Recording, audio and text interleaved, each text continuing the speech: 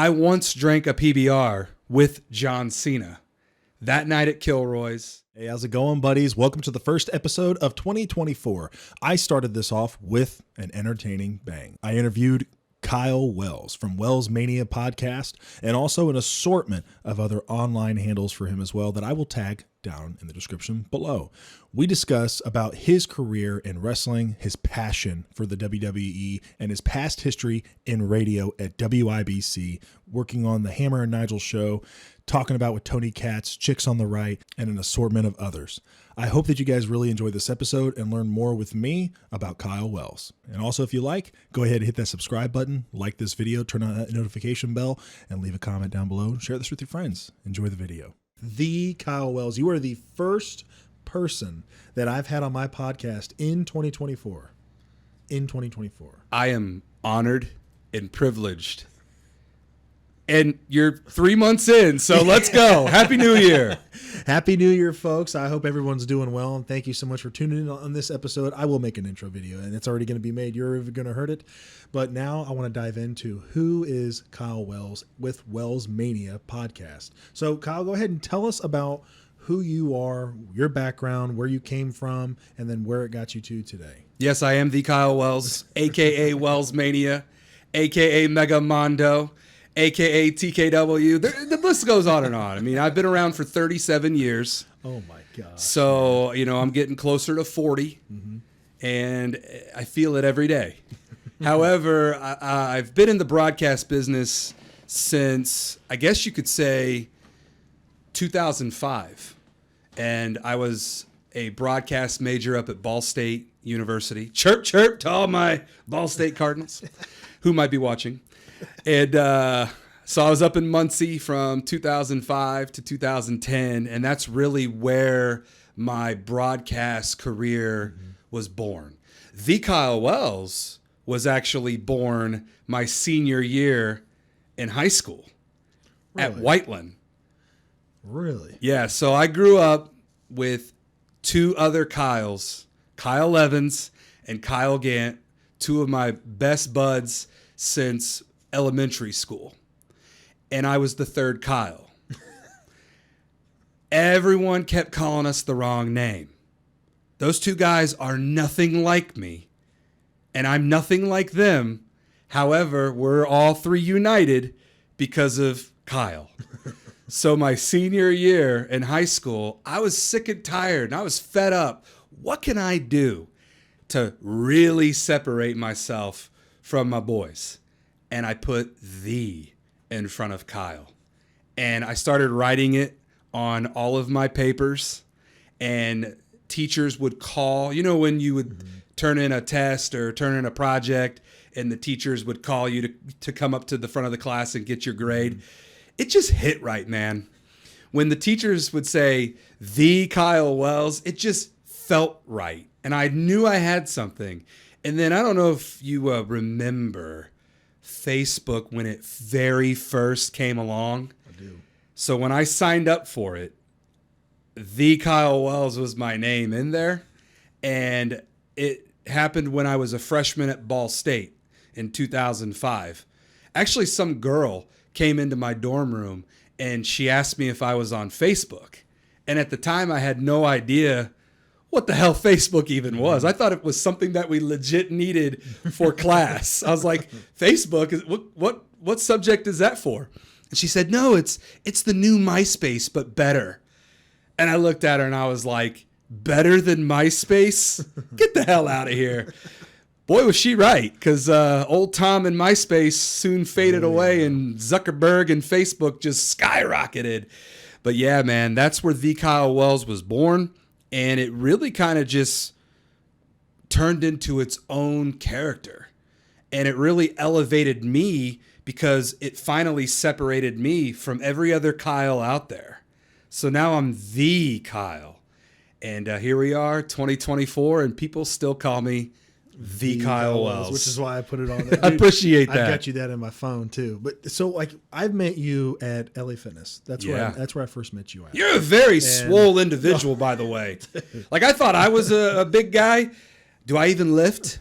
Oh, you definitely lift, bro. I've seen you at the gym quite a bit. I appreciate that. You definitely lift. You're still a big guy, but that's where I first met you at the gym, and my first impression of you, and we've already had this discussion beforehand. You don't get offended easily.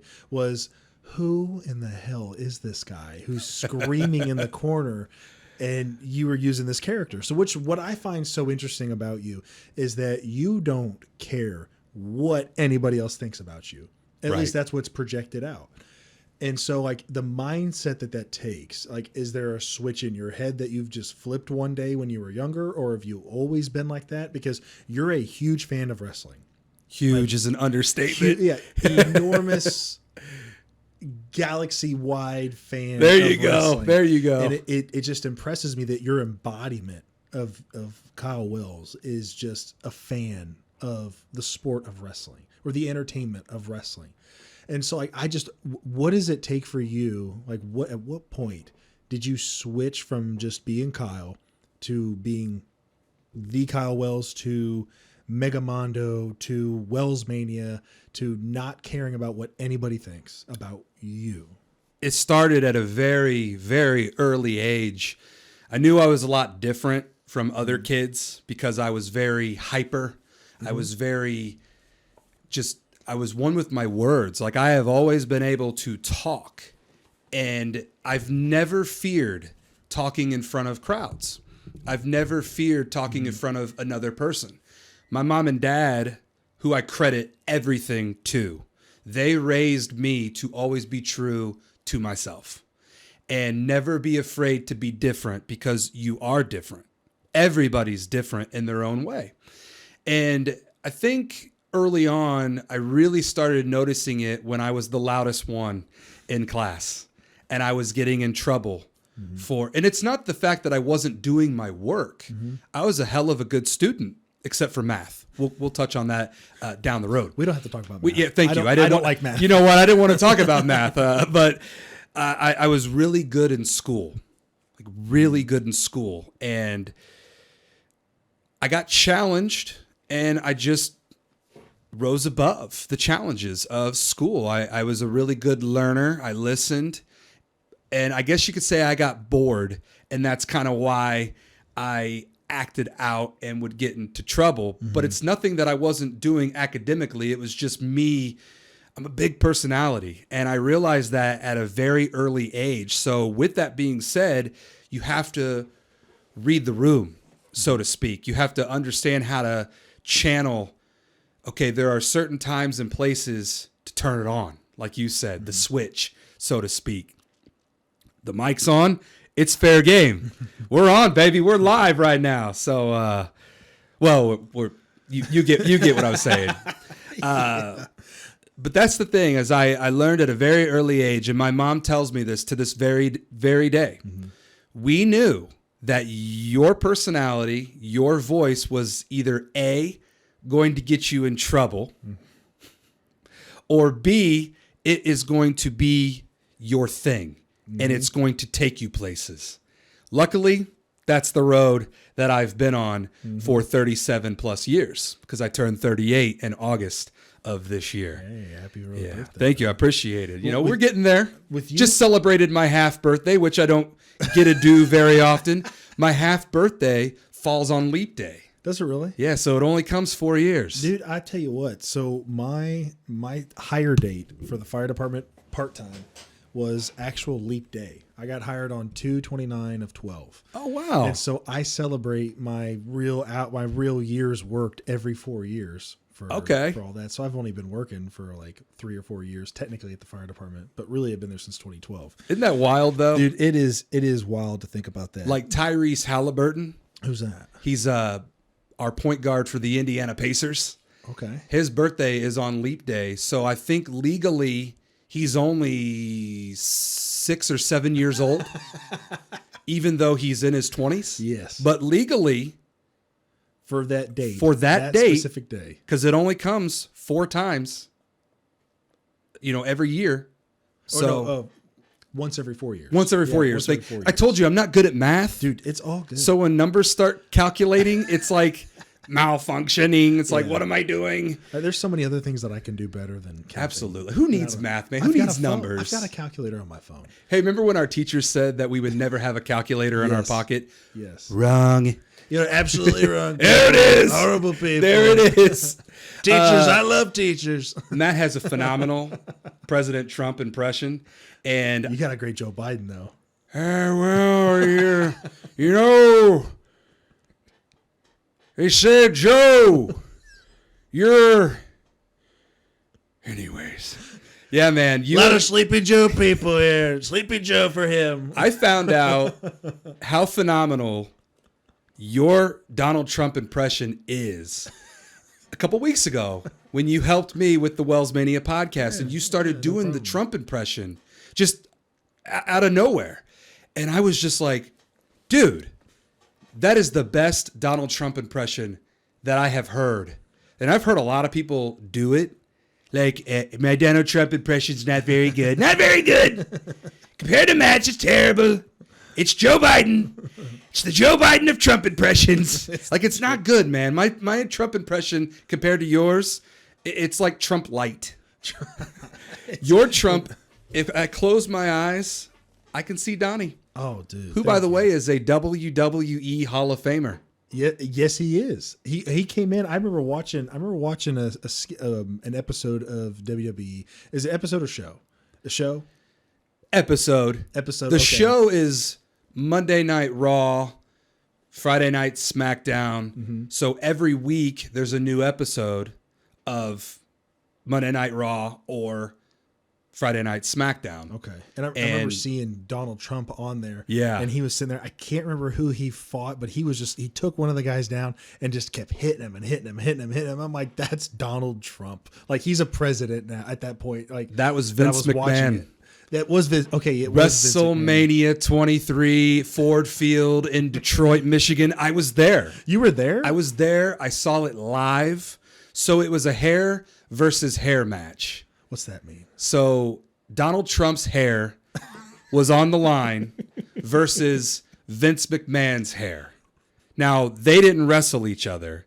They had wrestlers represent each other. So you had Bobby Lashley representing Donald Trump, and you had Umaga representing Vince McMahon. I remember seeing Umaga. And Stone Cold, oh, hell yeah. Stone Cold Steve Austin was the special guest referee. And Bobby Lashley won the match. Thus, Vince got his head shaved right there in the middle of the ring at WrestleMania 23. And I was way up in the rafters, but I saw it live in person. That was my second WrestleMania. I've been to 4 live in person. That was my second one that I attended in person. Dude, that is so cool. Let's take a step back real quick. Yeah, time. sorry. I kind of went away from your fine. original question there. Perfectly fine. So let's talk about your voice taking you places. Your voice took you to radio. Because I remember you being on like the iHeart channel, WIBC, which is 93.1 FM. Okay. I kept thinking in my head, I'm like, I kept hearing the iHeart channel because I remember talking to my buddy Ryan about it, and he was like, it was iHeart, and I'm like, okay, so I'm looking it up, and I'm like, I can't find it. MS Communications. Okay, perfect. Was where I worked, and then now they are under the Radio One brand. Okay, Radio One. What was that like working on the radio? Oh man, tell me your experience with that. So when I went to Ball State, I had no intentions of getting into radio. I was actually a broadcaster. I was a public address announcer for the Ball State men's baseball team for a season, which was one of the coolest things I've ever done. Really?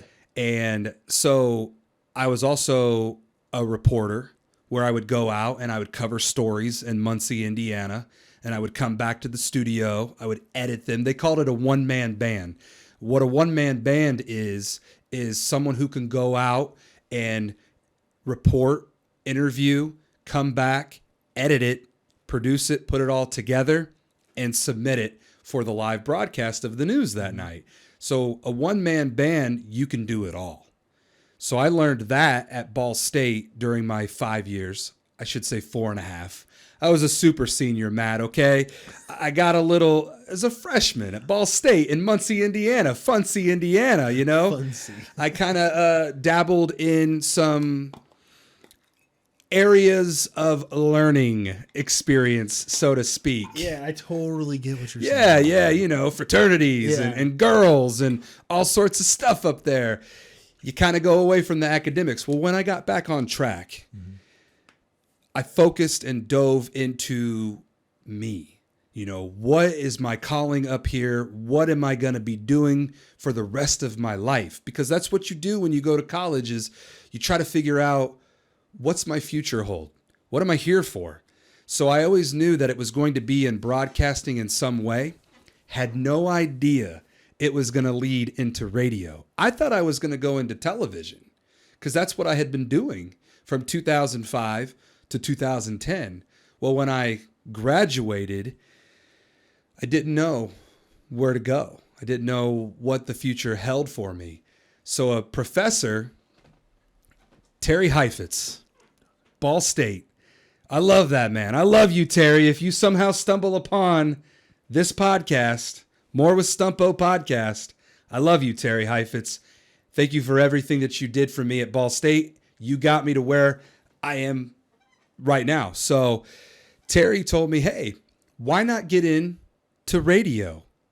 There's a couple of former Ball State Cardinals that work at WIBC. Dan McGowan was one of them.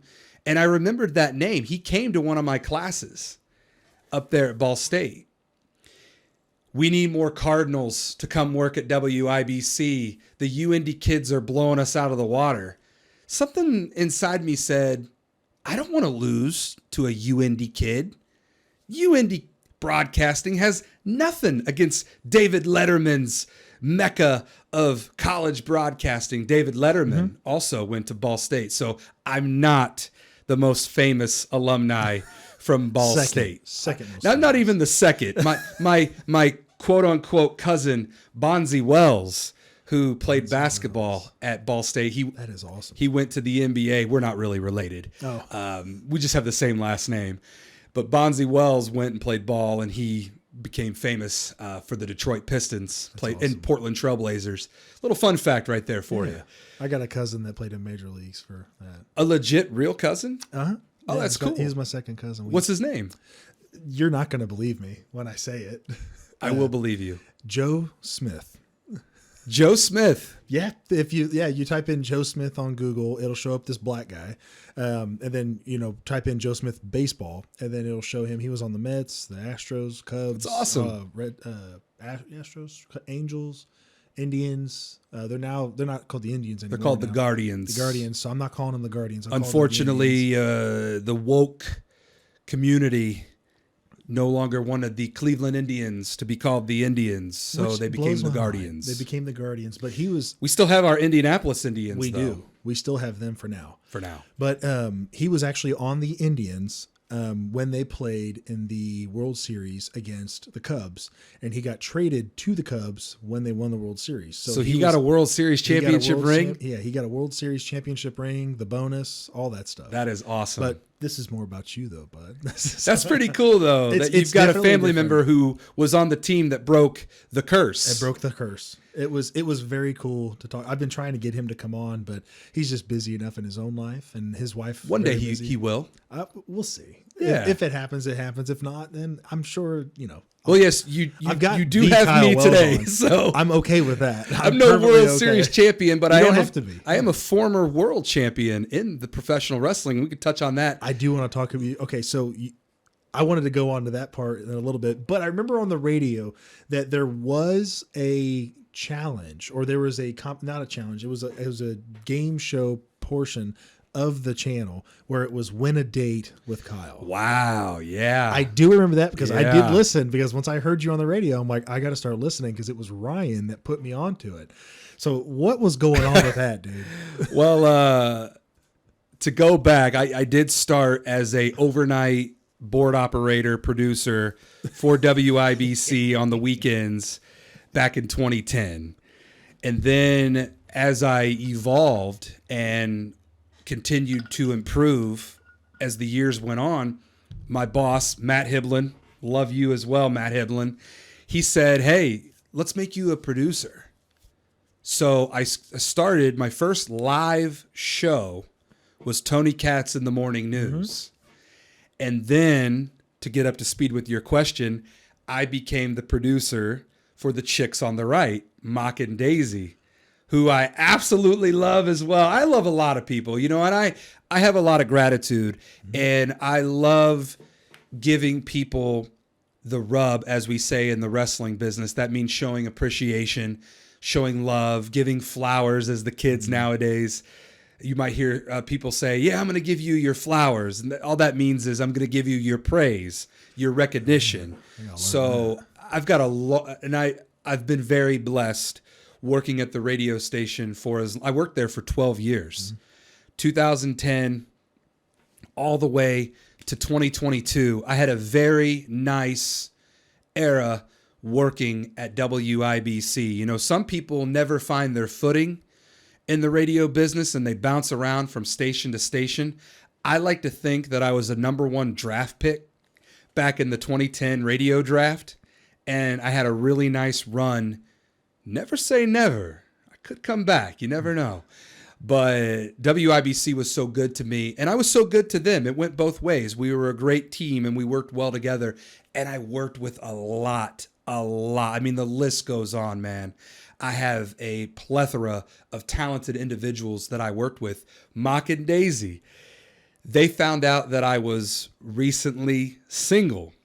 And they're like, you're a way too attractive catch of a guy to be single. You need to find love. So, of course, there's been so many reality dating shows out there with all sorts of different walks of life. So they came up with this Win a Date with the Kyle Wells, or Find a Chick for the Kyle Wells. And I agreed to it. And basically, there were listeners of the show, female listeners of the show, that submitted their, I guess, date application, so to speak. And me at the time, I was like, man, I was in a serious relationship with my ex-girlfriend for almost 3 years. I had been out of the dating world for that time. Tinder was kind of new on the market, and I got on there, and it is literally the wild, wild west on Tinder. Tinder. It's on Tinder. Was that what do they call it? A Freudian slip. That was a Freudian. I can't Freudian. even. Thank you. You say it better than me. Freudian slip. That was a slip there. Keep that in. That's good right there. The brain does a lot of crazy things. It does. So yeah, man, I went on dates with girls that I normally wouldn't. I guess you would say are my type. But I was very open-minded because you find love in mysterious places. So I went on probably about maybe 10 dates, and losing noise there for The Price is Right. Was it more of blind dates then? Yeah, I didn't really know what these girls looked like. And have you ever been set up from a friend? Like a friend set you up with somebody? Okay. What was your experience like with that? I mean, obviously you're in a relationship now. I am a wonderful woman. Yeah, I've been with the lovely Ashley Louise for 5 years. So finally I found my one that I was looking for. And funny story about the skit with the chicks. My girlfriend's grandma listened to WIBC. No way. Knew who I was. Now, my girlfriend and I, we've known each other since 2011. We've got a pretty wild story because we didn't start dating until 2018. So there was 7 years there where we still kind of found each other getting into some sort of capacity. We found each other getting back into one another's life, but the timing was just not right. Timing's everything, Matt. Timing is everything. And when you know, you know. I know it's cheesy. I know it's cliche, but when you know, you know. And her grandma and her mom They both were like, that should be you, Ashley.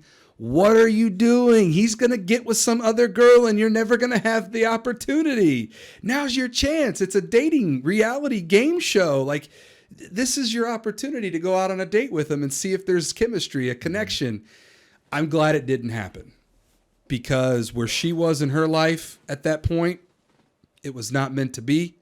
Finally, in 2018, it was, and we've been together ever since. That's awesome. But going back, went on all these dates.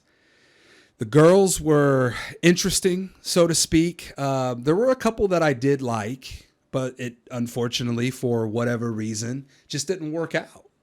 And I would tell my experiences and my stories. I'd have follow-ups on live radio, which was the chicks, man. Mock and Daisy were such a treat to work with.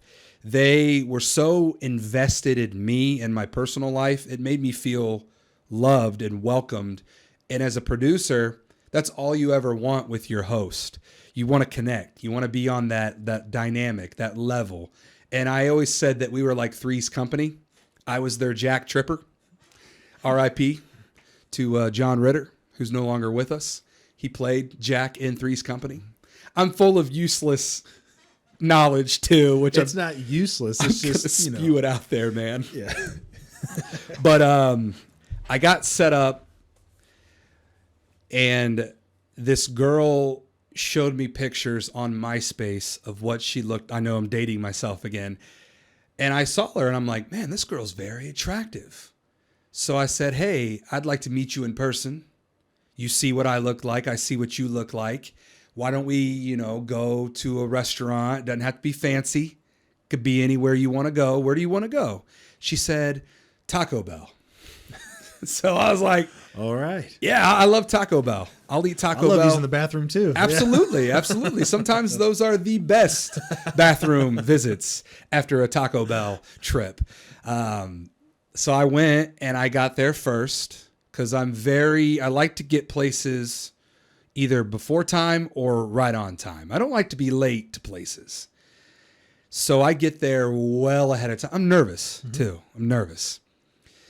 We had been talking on MySpace for maybe a month or so, and I showed up early, and I'm waiting and waiting and waiting. I mean, Matt, I was there for an hour before this girl strolled in, and it wasn't even the girl in the pictures. You got catfished? I got catfished.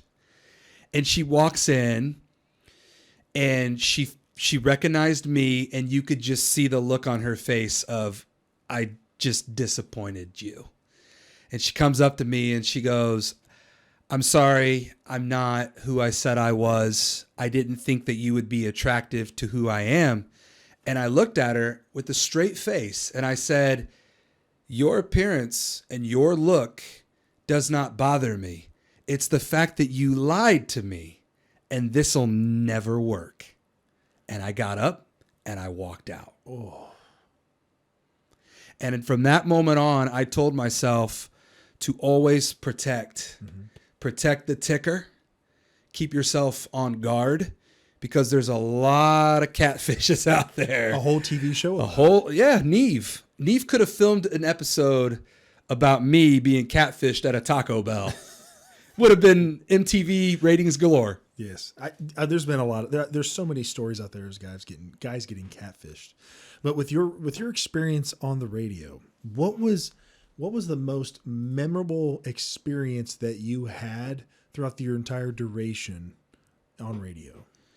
I would say when I became the producer of the Hammer and Nigel show, I love those guys too. Mm-hmm. Crazy dudes, but I love them. With our dynamic, I work well with others.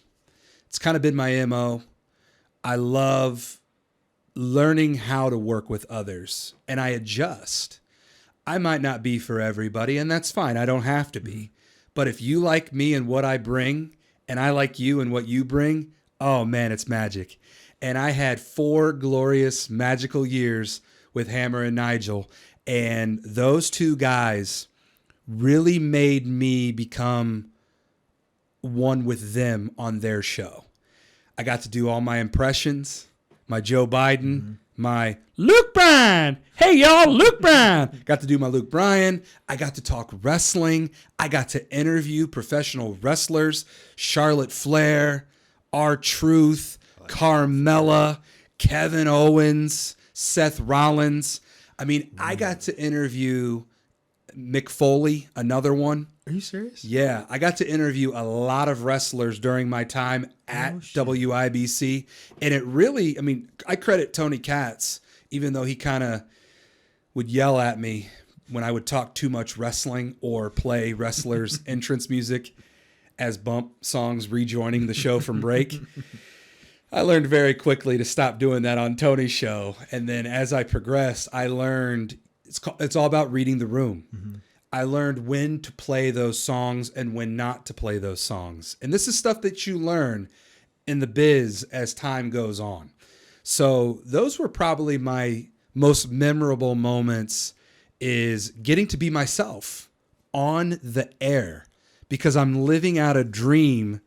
If you would have told that 2005 to 2010 version of the Kyle Wells that one day you're going to get a platform, you're going to get a microphone, you're going to get thousands and thousands and thousands and thousands of listeners tuning in on a day-to-day basis, I wouldn't have believed you. But man, it came true. It happened. I got an opportunity to live out my dream of broadcasting. And it's not done with. I still have bigger dreams that I aspire with the Wells Mania podcast, and potentially maybe getting back in to television. You know, being on YouTube and being on video right now gives me, like, I'm containing my excitement right now, because I love talking in front of a camera. I love talking in front of another talented creator. Like, this is what I always aspire to be and what I live out to do. And that's why when you reached out to me, I was like, yeah, name the time and place, brother. I am there. So thank you again for having me on the More with Stumpo podcast. That's got to be my intro. Thank you. I'm glad you're able to make it on. So a big thing that it keeps popping back up into my head is you obviously have the type of personality that is just, I wouldn't say malleable, but it's so fixable towards anybody else's personalities, to where if you go up to somebody who's just more of an introverted person or an extroverted person, you're able to read that. Was that something naturally that came to you, or is that something that you've kind of honed in on yourself, like with reading books, with watching podcasts, or is it just been more natural for you? I've always been very good at making friends of all walks of life. And once again, I credit my mom and dad. They're my heroes. Everything I am, it's because of them, literally. Thank you, Mom and Dad, for doing what you did back in 1985 and having me in 1986. What was it they did? I'm so confused. Oh, they did. They did it. They did where babies come from. Where's that? You want to give me a biology lesson?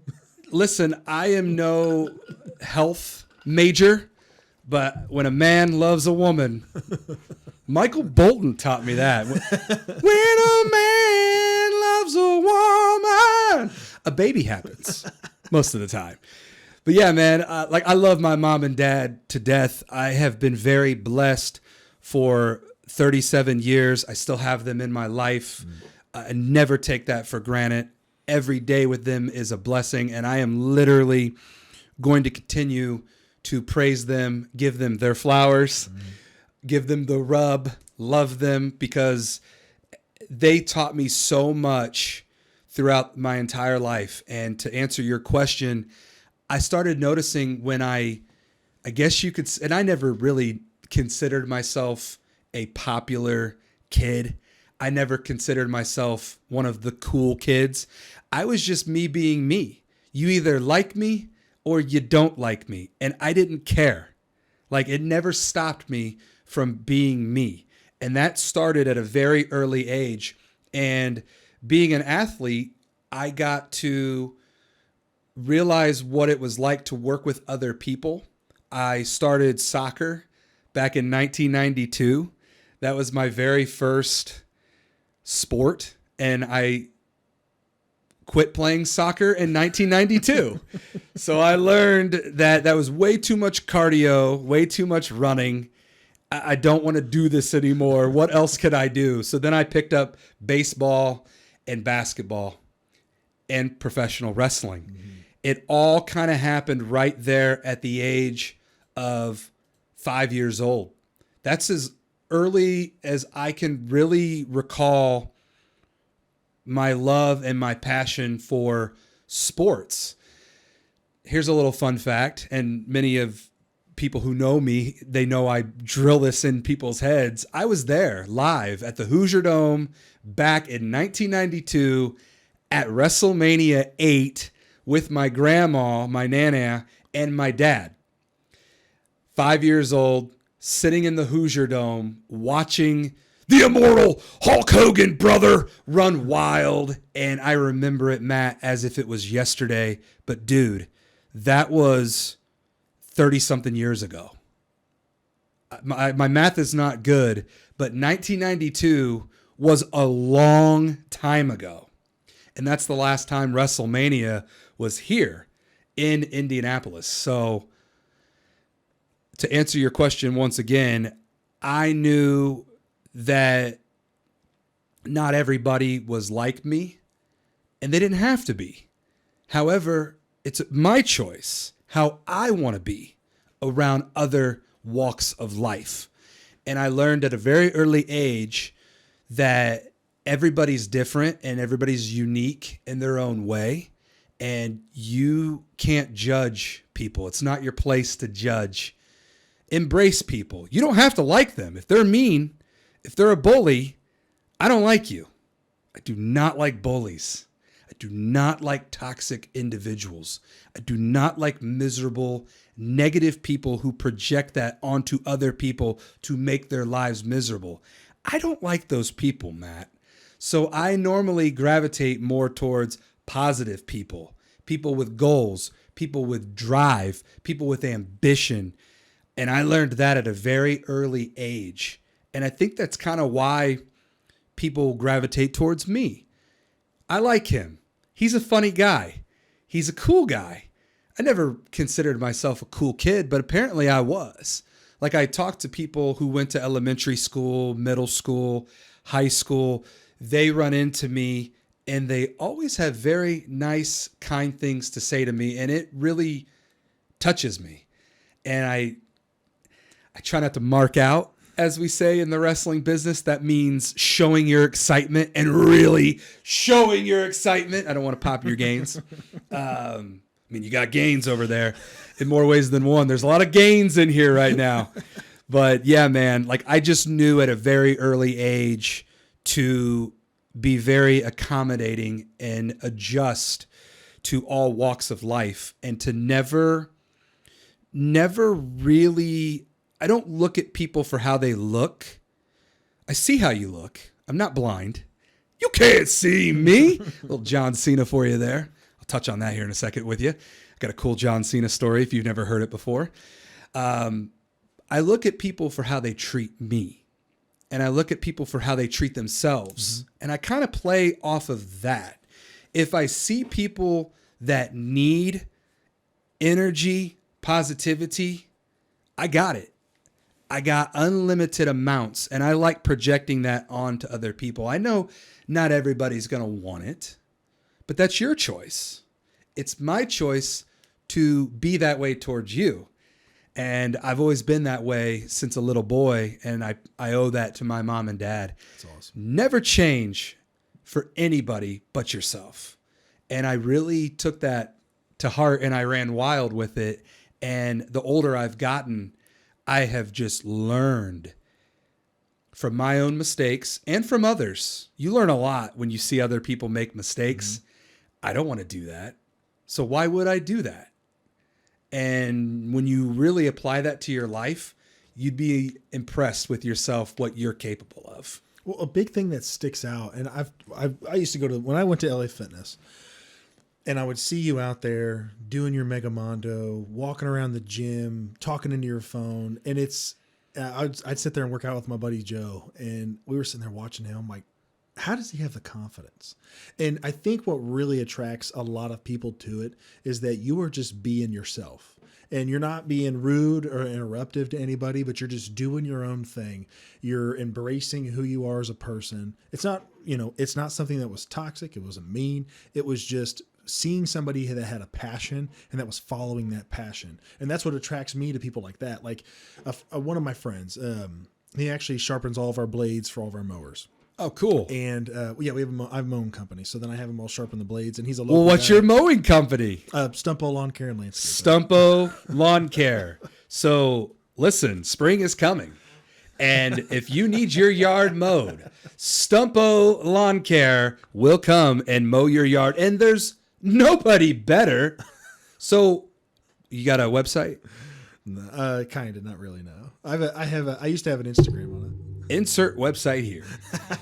I had a Facebook profile for it, but then my Facebook got hacked, and then I lost that. So, Your buddy with the sharpen the blades. So my buddy was sharpening. Sorry, the blades. I go No, off topic a lot, perfectly but then I fine. bring it right back. That's even better.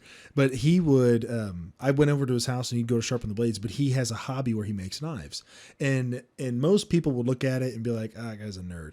But I look at that and I'm like, I don't care what someone's passion is or their hobby is. If they're that into it, I want to know everything about it. I want to know when you started it. What got you into it? What kind of tools do you have? What machines do you work with? Where'd you get this machine? What does that do? Like show me what that does. And it was like seeing somebody's passion and how excited they get. Like this guy's like a 6'4" sheriff's deputy, great guy, and he's just getting into every single detail about how a knife is made. And I'm like, that is so cool. I love that. And the same thing with you is with your passion. Like, I just want to know more about it. I want to dive into Ask that. me anything. So I want to hear your John Cena story. Because I got to see John Cena one time at SummerSlam in 2005 when he fought The Undertaker, I'm pretty sure. You want to know something? Were you there on that? I was not there for that. So you've got one up on me. Yeah. And JBL was there too. I remember that. JBL, good old John Bradshaw Layfield. Everybody automatically assumes that I've been to every show. Oh, you're into it. That's ever happened in Indianapolis. And unfortunately, I was not at that SummerSlam. And I want to say it's because I either had something else going on or I didn't have the funds to go. Mm-hmm. And I wasn't at that one. So that's really cool that my dad took me and my brother. Yeah. I love that. And I'll never forget that. And that's what wrestling is all about, man, because I got into it when I was a little boy. My grandma and my dad got me into pro wrestling at a very young age. And here I am all these years later, and it's only gotten bigger and it's only grown stronger. My love for professional wrestling, not only doing the podcasting, not only being Mega Mondo and actually getting in the ring and living out a childhood dream, but it all started when I was a fan. And that's where it all starts. You know, seeing Hulk Hogan and The Ultimate Warrior and Sting, those were guys that were larger than life, characters that captivated me, and I wanted to be them. I wanted to do what they do. And the fact that I'm doing it now, not quite on the WWE level, but the fact that I'm doing it in front of live crowds all throughout the state of Indiana. I also wrestle on YouTube, Wrestle With This. That's the company. Hit that subscribe button, Wrestle With This. Cheap plug. Plug anything you need to. But I want to hear this John Cena story. But yes, so SmackDown was in town back in 2012. And John Cena was on the card. Well, my buddy, John, not John Cena, a different John. Me and John Cena are buddies. Really? After this night, I'll get there. All right. So my buddy John, the WWE's biggest fan, that's his gimmick, that's his moniker. And he would tip me off and kind of tell me, hey, the wrestlers are going to be here, here, and here. It's an opportunity to go meet them, but be respectful. Don't be a creep. Don't be a stalker. If you see them, don't mark out. Just approach them and respect them. They're humans too. And I've always been very good with people of all levels of fame. Like I've talked to people who aren't famous. I've talked to people who are famous. I once ate Vice President Mike Pence's omelet at a Ball State story that I covered when he was Congressman Mike Pence. He sat right by me. I didn't really know who he was. I knew he was the congressman, but I didn't really know much about him. He had an omelet right in front of him. He looks over at me and he goes, I know you college kids like food, free food. Here, eat my omelet. So I can say that I, once upon a time, ate Mike Pence's omelet. That's awesome. But my story with John Cena blows Mike Pence out of the water. Yeah, I got a Mike Pence story, but I'll share it with you. Absolutely. I'll share it with you afterwards. For sure. Yeah. So there I was. Just went to SmackDown. The show is great. My buddy says, we need to go to the Omni Hotel. I just saw John Cena walk in. And I have always been hesitant going to like airports or hotels where I know the wrestlers are going to be, but I'm a very respectful guy. I can't say that for everybody. Mm-hmm. There's some really just obnoxiously rude people who bombard wrestlers at airports and hotels who have made it hard for genuine guys like me who just want to shake your hand and tell you thank you. That's all I ever want to do when I meet professional wrestlers. Well, there was a guy that did it to John Cena, and it was on. He took a video on it, and that was making its rounds on social media for a while. Like he comes up to him into a store and is recording him, didn't even ask him, and starts asking him with questions. And I mean, obviously the guy is very famous. And the other guy was a YouTuber who thought he was extremely famous. He says, I've got followers too. And it's like, at least being respectful about it. But I think that John Cena handled it really well. Like he's a class act. Yeah, very professional and respectful. Because I know for me, I probably wouldn't have been as nice as he probably would have knocked the dude out. I wouldn't have knocked him out, but I probably would have been more of like, bro, you need to stop. Like, I would have had a different reaction than John did. But that was the way that was handled. But I sit there and think about that. It's like, how many people he's probably had to do that to? Like, how? But he can't react like and grow and grow and grow in the passion of being angry and having hatred towards it because that one person didn't see everybody else go up to him. Right.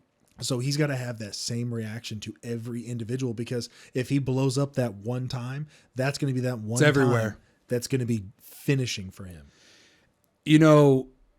Outside of my mom and dad, John Cena is my biggest inspiration.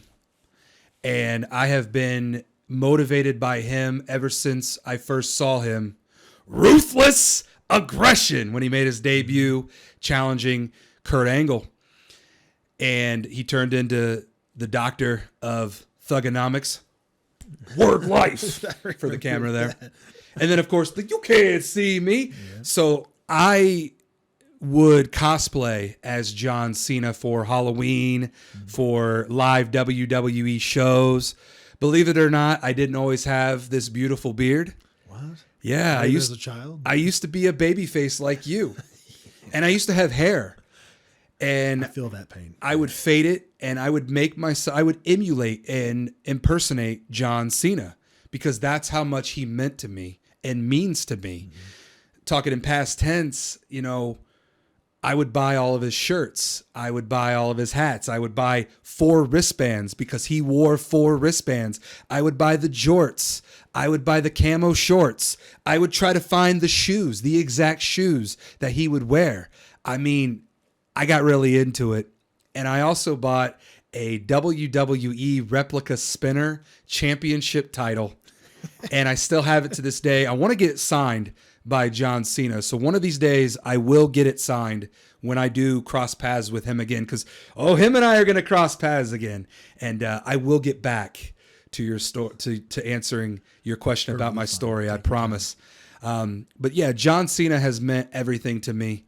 He's right up there with my mom and dad as the biggest inspirations in my life. And a lot of people compare me to John Cena, which is an honor and a privilege to even be in the same breath and sentence as being compared to John Cena. But I base a lot of my morals and my values off of his as well. Like him and I relate to one another. We have a lot of the same common ground. So when I had this opportunity to meet him for the first time back in 2012, I couldn't pass up on it. So I went into the Omni Hotel with my buddy John, and we sat there in the lobby respectfully. We were by the bar area, and we saw other wrestlers come in, and I went up to them and would introduce myself and tell them, you know, thank you for coming to Indianapolis and thank you for doing what you do night in and night out. It means everything to us fans, and I just wanted to say thank you. And I do that a lot to people. I thank a lot of people because they put their bodies on the line every time they step in the squared circle. A professional wrestler puts their body on the line. Yes, it's scripted entertainment. However, those moves are not. They are real. If you can fake gravity where I don't have to land on my back multiple times throughout a match, please let me know. So whenever people ask me, hey man, why do you watch wrestling? You know that's fake, right? I respond back with, can you fake gravity? Can you fake a back bump? Please.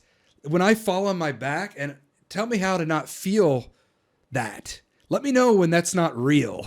So that's the real aspect of it. There's a lot of real that goes into professional wrestling. But yes, the outcome, the storylines, they're all predetermined. But that's entertainment, Matt. That's why you tune in, because you want to see who's going to win, who's going to lose. So going back to your question, this is what I do a lot. I ramble. Perfectly fine. So thank you for your patience. It's pretty easy. So there I am. And then all of a sudden, there he is. John Cena comes down from his room, walks over to the bar, and my buddy goes, let's go meet John Cena. I was so nervous. What do you say to your hero? What do you say to somebody you've looked up to for a very long time? I go up to him. Mr. Cena, sorry to bother you, but I just wanted to come over here, shake your hand, look you in the eyes, and tell you thank you for being one of the biggest inspirations in my life. This guy looks at me. I'm wearing his shirt because I just came from the show. Cracks a joke, an icebreaker, so to speak. You always wear my shirt out in public like this?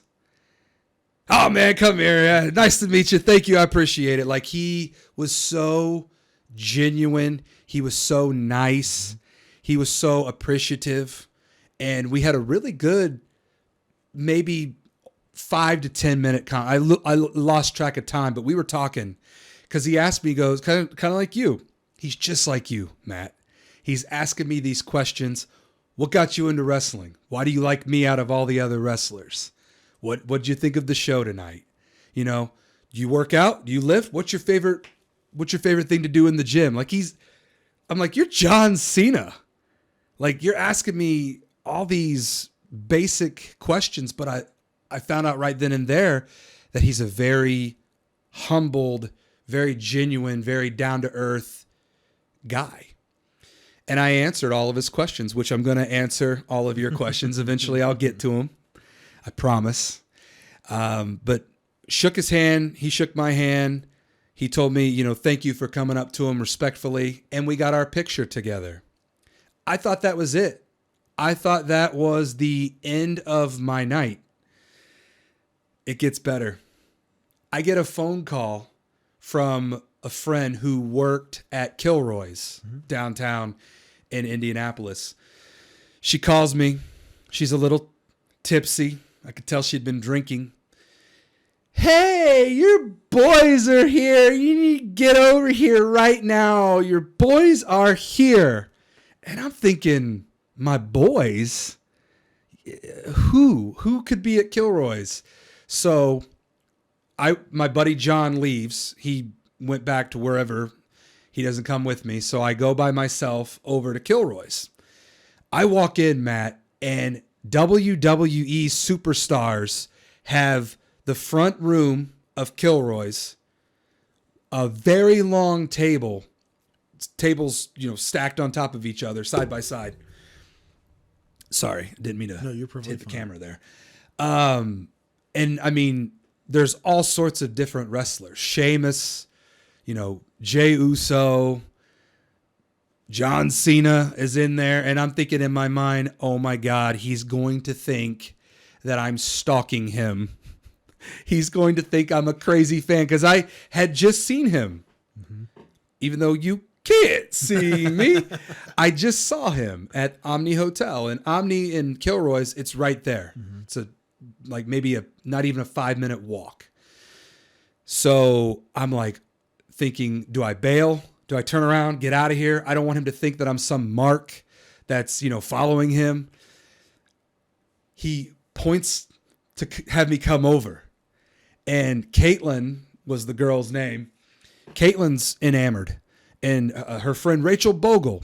I don't know if you know Rachel Bogle, but Rachel Bogle did a lot of anchoring and reporting for Channel 4 back in the day. I don't know where she's at now, but she's a media personality, Indianapolis. And her and Caitlin are chatting it up with John Cena. So Caitlin goes, John Cena, you have no idea. This is your bit. And I'm like, Caitlin, shut up.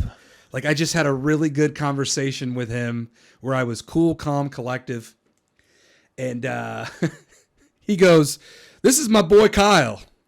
I just met you. Good to see you again. You want a PBR?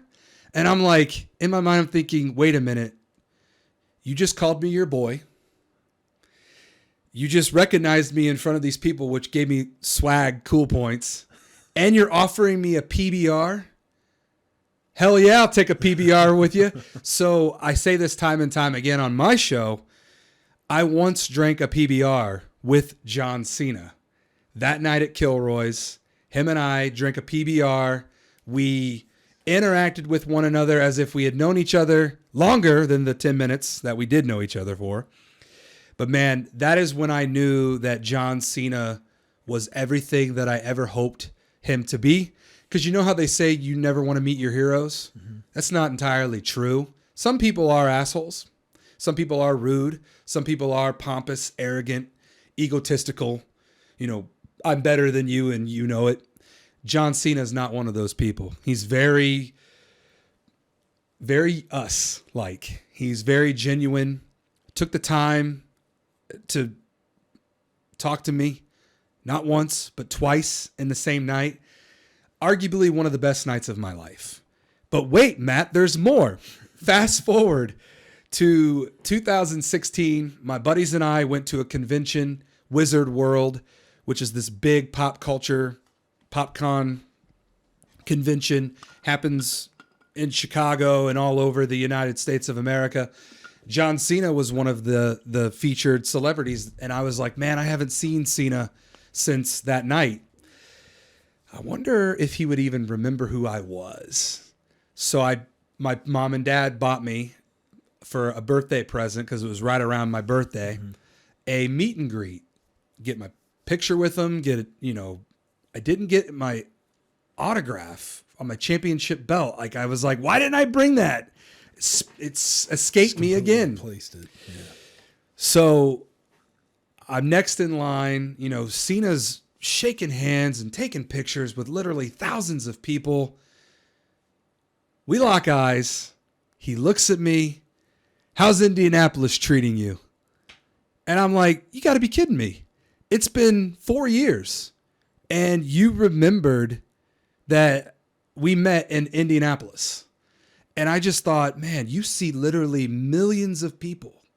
And you remembered who I was. It was just, I just could not believe. I could not. And I tell this story, and some people, they don't believe it. It really happened. The night at Kilroy's really happened.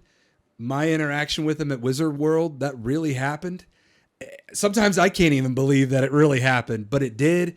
And that's the last time that I saw him that close up and personal. So hopefully, Matt, I get another opportunity to shake his hand and just thank him once again, because it never gets old, especially meeting somebody that you love and you care and you look up to.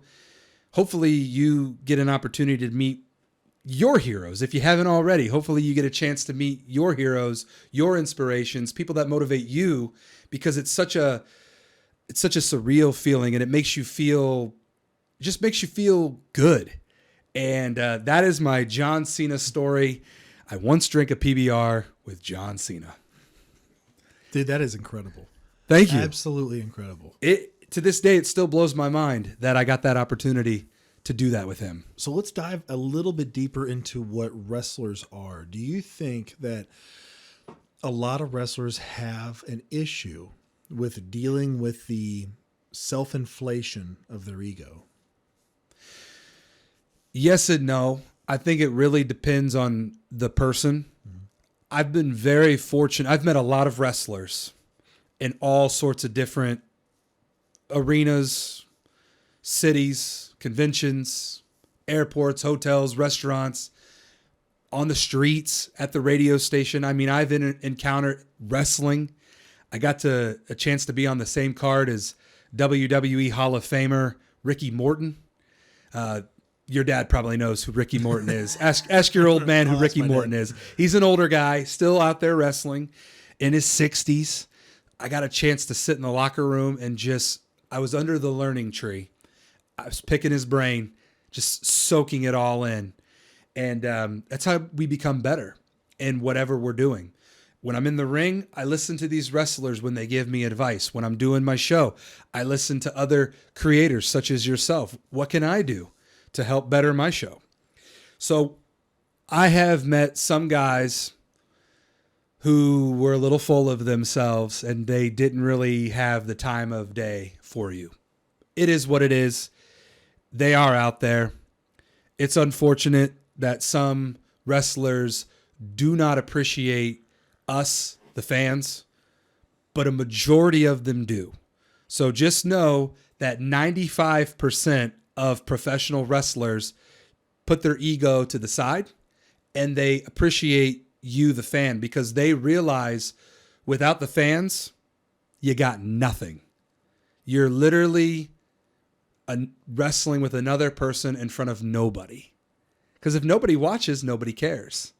So a lot of professional wrestlers, the men and the women, they both understand that, and they treat their fans with respect. But it goes both ways, because as a fan and as a human being, I'm not going to go up to another person and be rude to them.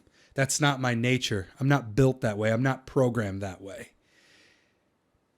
You talk about the switch, I could turn it on, because if you're that way to me, then it becomes my choice, because every action has a reaction. So I have a choice how I want to react to you. Most of the time, people are nice to me. Sometimes they're not. You deal with that on a day-to-day basis. Oh, it's every once in a while. It's rare. It's life in general. So to answer your question, there's a lot of wrestlers out there who do put their egos aside, and they do appreciate the passion, the devotion, the love, the money. Because let's face it, we fans make them rich. Oh, yeah.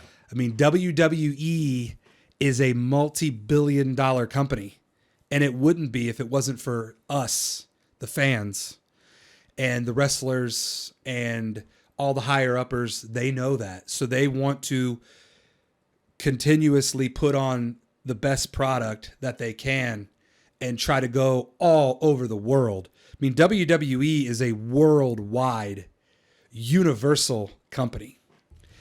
All walks of life love wrestling. And I got turned on to it from a very early age. And here I am all these years later, not only talking about it on Wells Mania, but getting in there and wrestling, and now talking to you, just rambling and shooting the shit with you. So I appreciate this opportunity to show you my passion, because I got a lot. You have a ton of passion. I got a lot. I am not short on passion for professional wrestling, and I got passion for other avenues of life as well. I love sports. I love music. I love working out. I love going to the gym. I have other interests and hobbies, but man, professional wrestling, top dog. Let's talk about the history of the WWE. So You mind if I take a go ahead. Yeah, do it. So here I am, got my Prime Hydration, the brand new strawberry banana flavor in a store near you. Let me crack that bad boy open here. And I've never had one of these before, but I've got the UFC Edition Prime.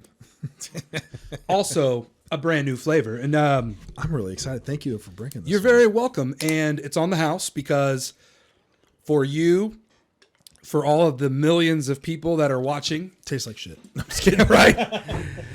You're entitled to your own opinion. If it does, be honest. It's not bad, actually. Let me get one more sip of it. But it's not bad. I've never been a Logan Paul fan. And it was because of social media and stuff like that. I get that. He is definitely you either love him or you hate him. He's got a very controversial past. He's done a lot of controversial things. However, he's grown. He has grown as a person.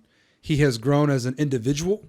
He has learned from his past mistakes and he owns up to them. And that's the beauty of life, Matt, is we're not all perfect. There's a lot of things from our past that we probably wish we could go back and either do differently or not do at all, or, embrace it. And it's why we are the way we are now. And that's life. So my thing with it wasn't really the big controversy of what the video in the woods was, which I don't want to dive too much into that because I don't want to bring the episode down to that. I do that in plenty of other episodes where we talk about past runs that we've been on and a lot of the depressing things that we've seen. But it's not even that because I'm in that world a lot. I see a lot of that stuff. So to me, it's like, that's not that bad. Wouldn't have posted it, but that's not that bad to me. What was really bad for me was what he said about God and religion. But I've seen other videos as well where he's talking about God and said, hey, I've kind of revisited it. I've paid attention to it more, stuff like that, it seems kind of nice, but it was more or less the fact that he did say it. To me, it was just like, you know what? I don't want to I don't want to pay attention to that. I don't want to support anything like that. I'll still drink the drink. And I really appreciate that. But I have seen videos after that since then. And I want to say I hope it wasn't because of the backlash that he got. I think it was more of an actual personal decision that he had made because it is very important. It's an important decision. Now, me being, I'm a Christian. I try to follow what the Bible says. I'm not great at it. I suck at that. But that was to me one of the bigger things. But also him being on Vine, him being on TikTok, him being on YouTube, all those social media platforms, growing up in it. There's a lot of things that I had done in my past. Thank God a lot of it's not on video. Some of it is, but I am so glad that I wasn't raised in that because I don't know where I would have been. Like you take a look at people like celebrities past, like take Shia LaBeouf, for example, grew up in the TV industry. Even Stevens, Louis Stevens. He was my favorite character in any of my childhood shows. I love the OG Disney Channel. We could talk. Gosh. We could see that's another avenue. I'll talk OG Disney Channel with you all day long. Oh man, I had a huge crush on his older sister, Ren. Oh my gosh, Christy Carlson Romano. Yes, I had the biggest crush on her. Every time I'd see her on screen, I was. She is she's aged. She is aged. I know my girlfriend's probably watching, so I got to be careful with my words. She's aged very nicely. I have her and Hillary Duff. Hillary Duff. I got to see Hillary Duff in person. Really? Yeah. Yeah. So where'd you see her at? At a ballet when she was young. Wow. Okay. So, I have a during the Lizzie McGuire days. I think it was before that, to be honest. Wow. But pre-Lizzie. But I had a family member that was in ballet, and it was in the Nutcracker. And then apparently after the show, they said, "Oh yeah, there's this girl. Her name's Hillary Duff or whatever.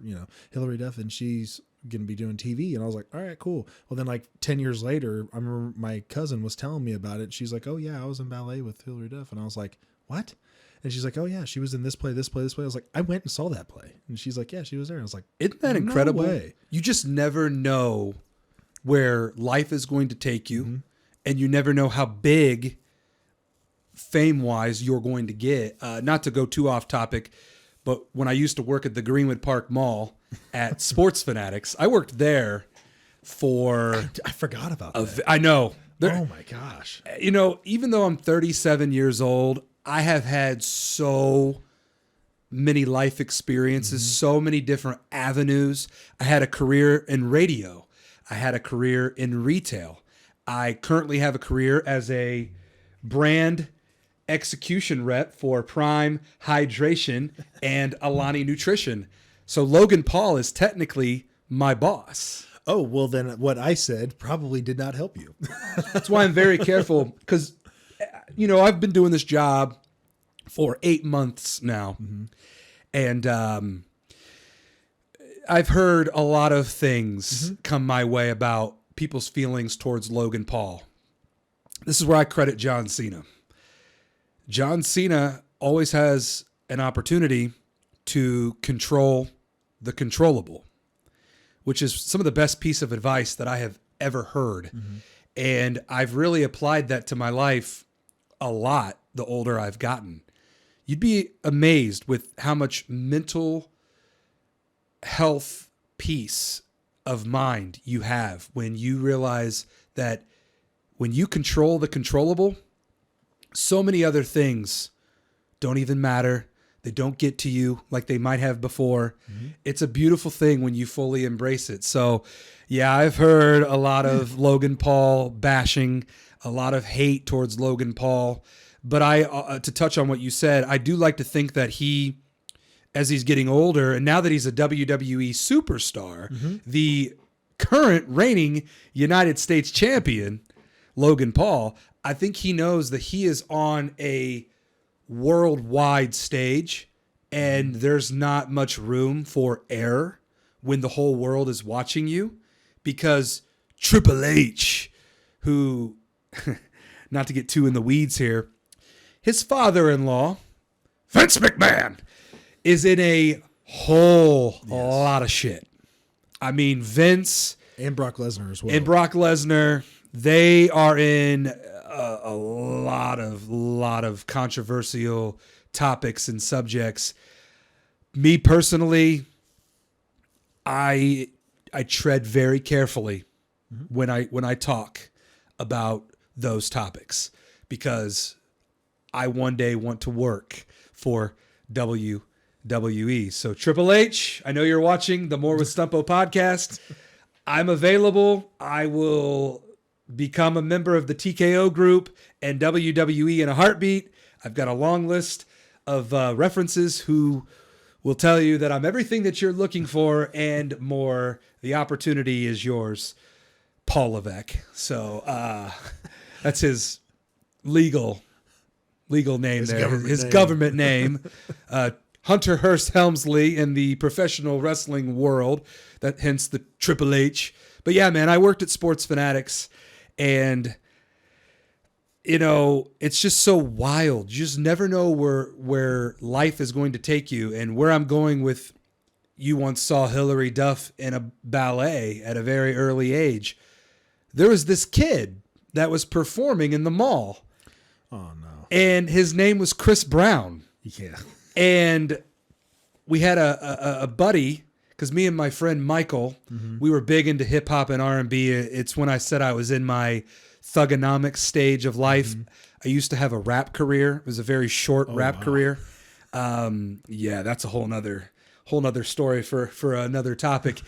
Did put out an album, 40 copies. Some people might still have them. We need to have that. You know, and I look back and I'm so glad that when I was rapping, that I was always in the wherewithal to always be very mindful of what you say, because the internet is forever. Oh, yeah. Hence the Logan Paul controversy. That stuff can still be found. So you got to be very careful with what you do and what you say when the camera's rolling and when the mics are on, because this right here, this is forever, man.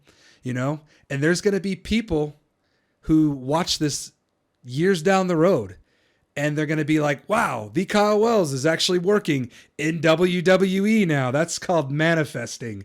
So we'll see. And, hopefully whatever you want to get out of this, you get out of this. I'm manifesting that to you. You're going to become world famous. The More with Stumpo podcast is going to open so many avenues for you, and you're going to get everything that you're pouring into this. Trust me, it's going to happen. It might not seem like it at times, but it's going to happen. I believe that. That's my faith. That's my religion. I'm a manifester. That's what I do. I put it out there in the universe, and the universe is going to throw it right back to us. So where I was going, I know, in deep with Wells. In deep with Wells. It happens. It's what we do sometimes. I like that one. Yeah, I got a lot of puns. I'm a very punny guy. Wells, my last name.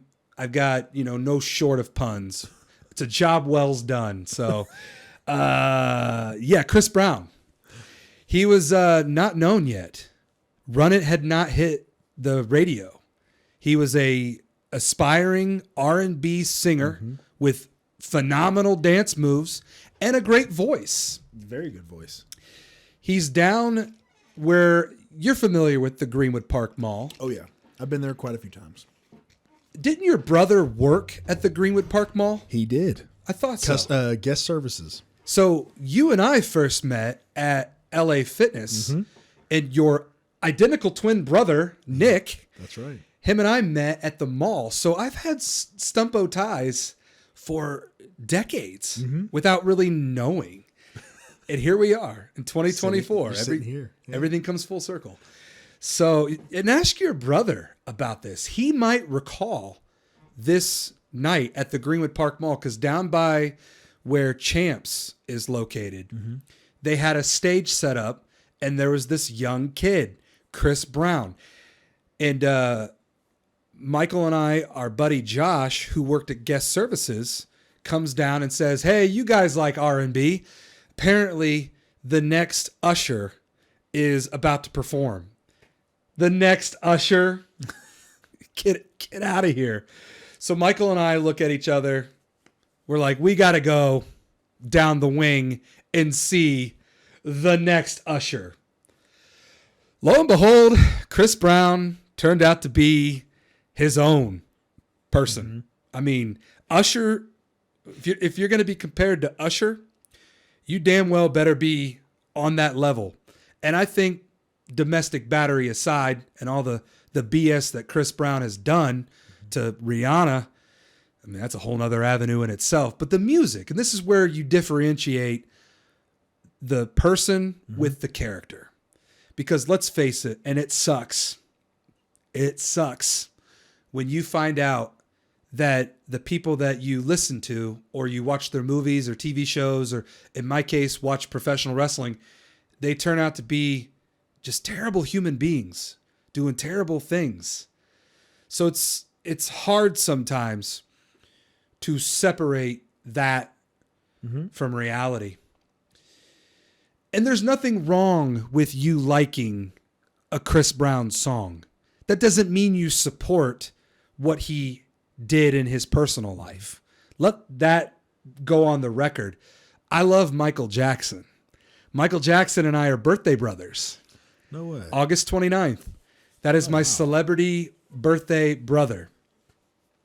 I hope that we don't have the same death date at his young age. So hopefully I can surpass the age of Michael Jackson, who was taken from us way too soon. But he had a very troubled upbringing, very troubled past, a lot of controversial things that may or may not have been true. And that's the thing, man. Sometimes we don't know what's true and what's not. The public forms their truth. That's why, O.J. Simpson got away in the court of law with murder, but in the public eye, he committed those murders. He killed Ron and Nicole back in the 90s. Oh, yeah, 100%. But in our in my belief. Sorry, I just no, you're fine. hit your mic there. I did not stab the mic. Don't be Brock Lesnar in my whole studio in here. I saw what he did at Pat McAfee's. Yeah. Did you see what he did? Yeah. You know what? And that's another thing But too. that was part of like a whole little skit thing. Yeah, it's part of the segment, and I will circle back. Trust me, I always come back to the question. But you got a really nice setup here, man, and I just want to give you your flowers, your praise. You've got great lighting that's making me look greater than I am. Well, I did notice that your lighting looks a lot different than mine. So like mine looks pretty good. You look good, man. You got that blue hue behind you. But your lighting isn't as good as I'd like. But keep talking. It's okay because those out there are getting a nice representation. This is what I look like. What you see is what you get. As seen on TV, as advertised, or as heard on the radio. That's another thing too, man. Humbled beyond humbled. People still recognize me from my days at WIBC. Really? It'll never get old. When I'm out doing my job now as a brand execution rep for Alani and Prime, people will hear my voice, they'll recognize it, and they'll ask me, "Are you producer TKW? Your voice sounds so familiar." And in my mind, I stay cool, calm, collective. John Cena. I am. Thank you so much for caring. You know? That's awesome. Because it's the listeners that make the radio station and the radio shows you listen to. Without the listeners, there's nothing.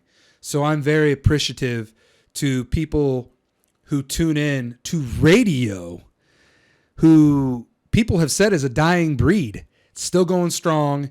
People still rely on the radio for entertainment, news, especially WIBC, 93.1 WIBC. I love everything that I learned working there, and I'm forever grateful for the people that I learned from, the people that I worked with, and the time that I spent and all the memories that I made. But going back to Chris Brown, it was so wild. Going back to Hilary Duff. I saw Hilary Duff in a ballet. I saw Chris Brown perform at the Greenwood Park Mall. Now look at those two. They blew up. Hilary Duff, one of the greatest Disney Channel TV shows, Lizzie McGuire. Chris Brown, one of the greatest R&B singers of all time. Show all the time. I had a huge crush on her too. I did too. Sorry. I think a lot of people did. Sorry, babe. I know you're watching, but yes, I did have a crush on Lizzie McGuire. The little cartoon in the beginning of it too, the whole thing throughout it. If you believe. That was the theme song, you know. She was talking about if you believe in yourself. There was a good message in there. And that's why I'm an 80s baby. I'm a 90s kid. I watched every single episode of Boy Meets World. I watched every single episode of Full House. I watched every single episode of Family Matters. I watched every single 90s sitcom, and I credit Nick at Night for all the old school shows well before my time. Happy Days, Taxi, The Mary Tyler Moore Show, Welcome Back, Kotter, Laverne and Shirley. The list goes on and on and on. So that's another thing to go way back to how I became the person I am today. I grew up in an era before technology. I grew up in an era where you learned life lessons from the TV shows that you watched. And I love diversity. I'm a white male. I can't relate to everybody. However, I can relate to everybody if I choose to want to learn different walks of life. So, as a white male watching Family Matters, which centers around an all-black family, it opened up my eyes to different lifestyles. And my mom and dad, I love them so much for doing this for me at a very early age, never judging somebody by the way that they look. I've been so open to all walks of life, so accepting to all walks of life. It has really helped me become the person that I am today. And here I am crediting Carl Winslow from Family Matters and Steve Urkel. But man, it's... Oh my gosh, I love Steve Urkel. You watch... Cracks me up. Yeah. Did I do that? I love Steve Urkel. Jaleel White. You watch, and that's the thing is when you're open-minded, you learn so much about yourself. And I credit it to a lot of diversity, all walks of life that I've encountered over my 37 years, and just hearing other people's life stories, like you being a firefighter. Congratulations, man. I give you all the love in the world. You put your life on the line literally every single day. You never know what you're walking into. I've got a lot of friends that that are firefighters. Congratulations to John Molinaro, class of 2005, Whiteland Warriors. Chop them down. John and I grew up. We went to elementary school, middle school, and high school together. We've partied together. And I'll leave it at that. He's got a beautiful wife, Sarah. I've grown up with her. They're the original. Well, not the original, because Corey and Topanga were the original. But John and Sarah are like a real life Corey and Topanga. Yes, they are. And they've got 3 beautiful daughters. I actually just saw John not too long ago at City Barbecue. And here's something really weird. And I know I'm going off, but I love, like I said, man, I love giving people their flowers, their praise, the rub, the love. I'm not a selfish person.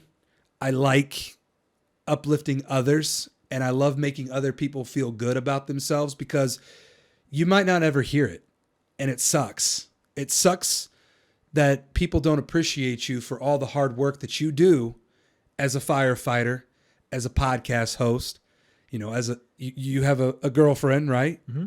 As a boyfriend, as a lover, you're a son, you're a brother. You have a lot to give to this world, and you deserve the recognition and the appreciation. So that's kind of, and you talk about God. I'm a religious person. I believe God put me on this planet for that purpose. And that's kind of what Jesus was here for. And I don't want to get too religious, because you may or may not believe in Jesus. And you know what? You don't have to. And that's the beauty of life. You don't have to believe in what I believe in. And I don't have to believe what you believe in. And if we can coexist, man, it's a beautiful world. Unfortunately, not everybody operates the way that I do. However, I do. So you ever want to talk about anything to me, I'm going to hear you out. I'm going to listen to you. I'm going to hear you, not only listen, but hear what you're saying. I don't have to agree with everything. You don't have to agree with everything that I'm saying, but that's the beauty of life. We can agree to disagree. But you and I got a lot of same morals and values. That's why you and I have always gravitated towards each other. You and I live a lifestyle of good. We choose good over evil. Hell, you're a firefighter, man. I'm not that great of a guy. But. You are, though. And that's the thing is, like, you're very humble. You're very humble. But here's where I come in to give you the appreciation and love that you deserve, putting your life on the line. John Molinaro, Greenwood Fire Department Firefighter of the Year, putting his life on the line. Tony Bratcher, you got Ryan Gant, Alex Vinn, a.k.a. Vinny. I got a lot of buddies who are firefighters, and if I missed any of you, I apologize. I'm just going right off the Hoosier Dome. We're live, quote unquote. We're live here, okay? Matt Stumpo. I got a lot of guys who, and there's girls out there that are firefighters too. I personally don't know any. You do. I know. Yeah, I know a few. And that's the beauty. And Eddie Doherty. Eddie Doherty, he was a firefighter as well. I know him through my girlfriend's daughter. Mm-hmm. Not my girlfriend's daughter. Eddie's daughter is my girlfriend's friend, and that's how I know him. So that's the cool thing about firefighters too, is you come from all walks of life. Mm-hmm. You come from all ethnic backgrounds. You're very diverse. You are like a professional wrestler, but in a firefighter's world. Listen, I can tie anything into professional wrestling. And you know what's something really crazy? I thought about this. There has never been and correct me if I'm wrong, but I've been around for a long time. there has never been a firefighter gimmick in professional wrestling. Really? There's been Kane, who deals with fire. By God, it's Kane! That's my Jim Ross impression. Kane deals with fire, but there's never been a firefighter gimmick. Well, would that be considered too sexual at that point? Because anytime you would have to have like someone dressed up as a fireman, like that's like one of those types of parties where the guy's usually taking the clothes off. You think of strippers. Yeah, you think of strippers when you think of cops and firemen, when you're thinking of a dress up type style. So would that get the crowd a little too rowdy or a little bit too pissed about that? Or? Honestly, I think that would be really good for the firefighter character, because the whole goal as a professional wrestler is to get a reaction from the fans. That's true, yeah. You want to get over, as we say, and what that means is when you're over in pro wrestling, that means people love you. The fans want you. They want more of you. If you're not over, good luck. But that's the thing, man. And the more I look at you, and this is totally... Has anyone ever told you that you look like Randy Orton? No way. And I don't know if it's the lights. I don't know if it's the blue hue.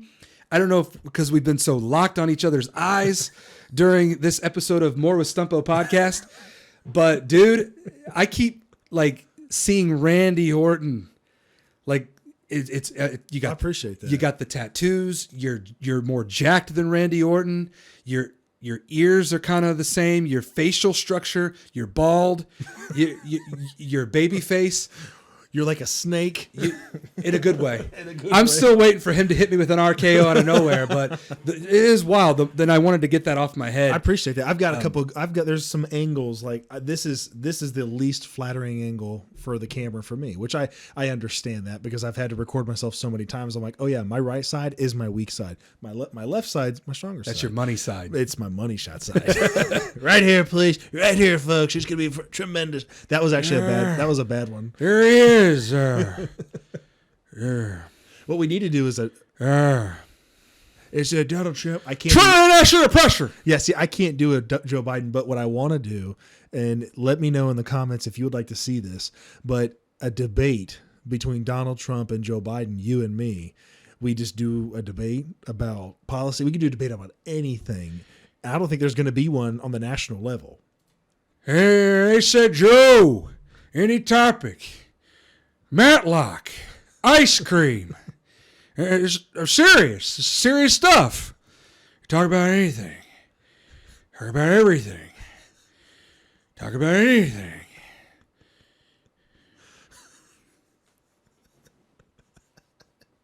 He's turned into a Roomba.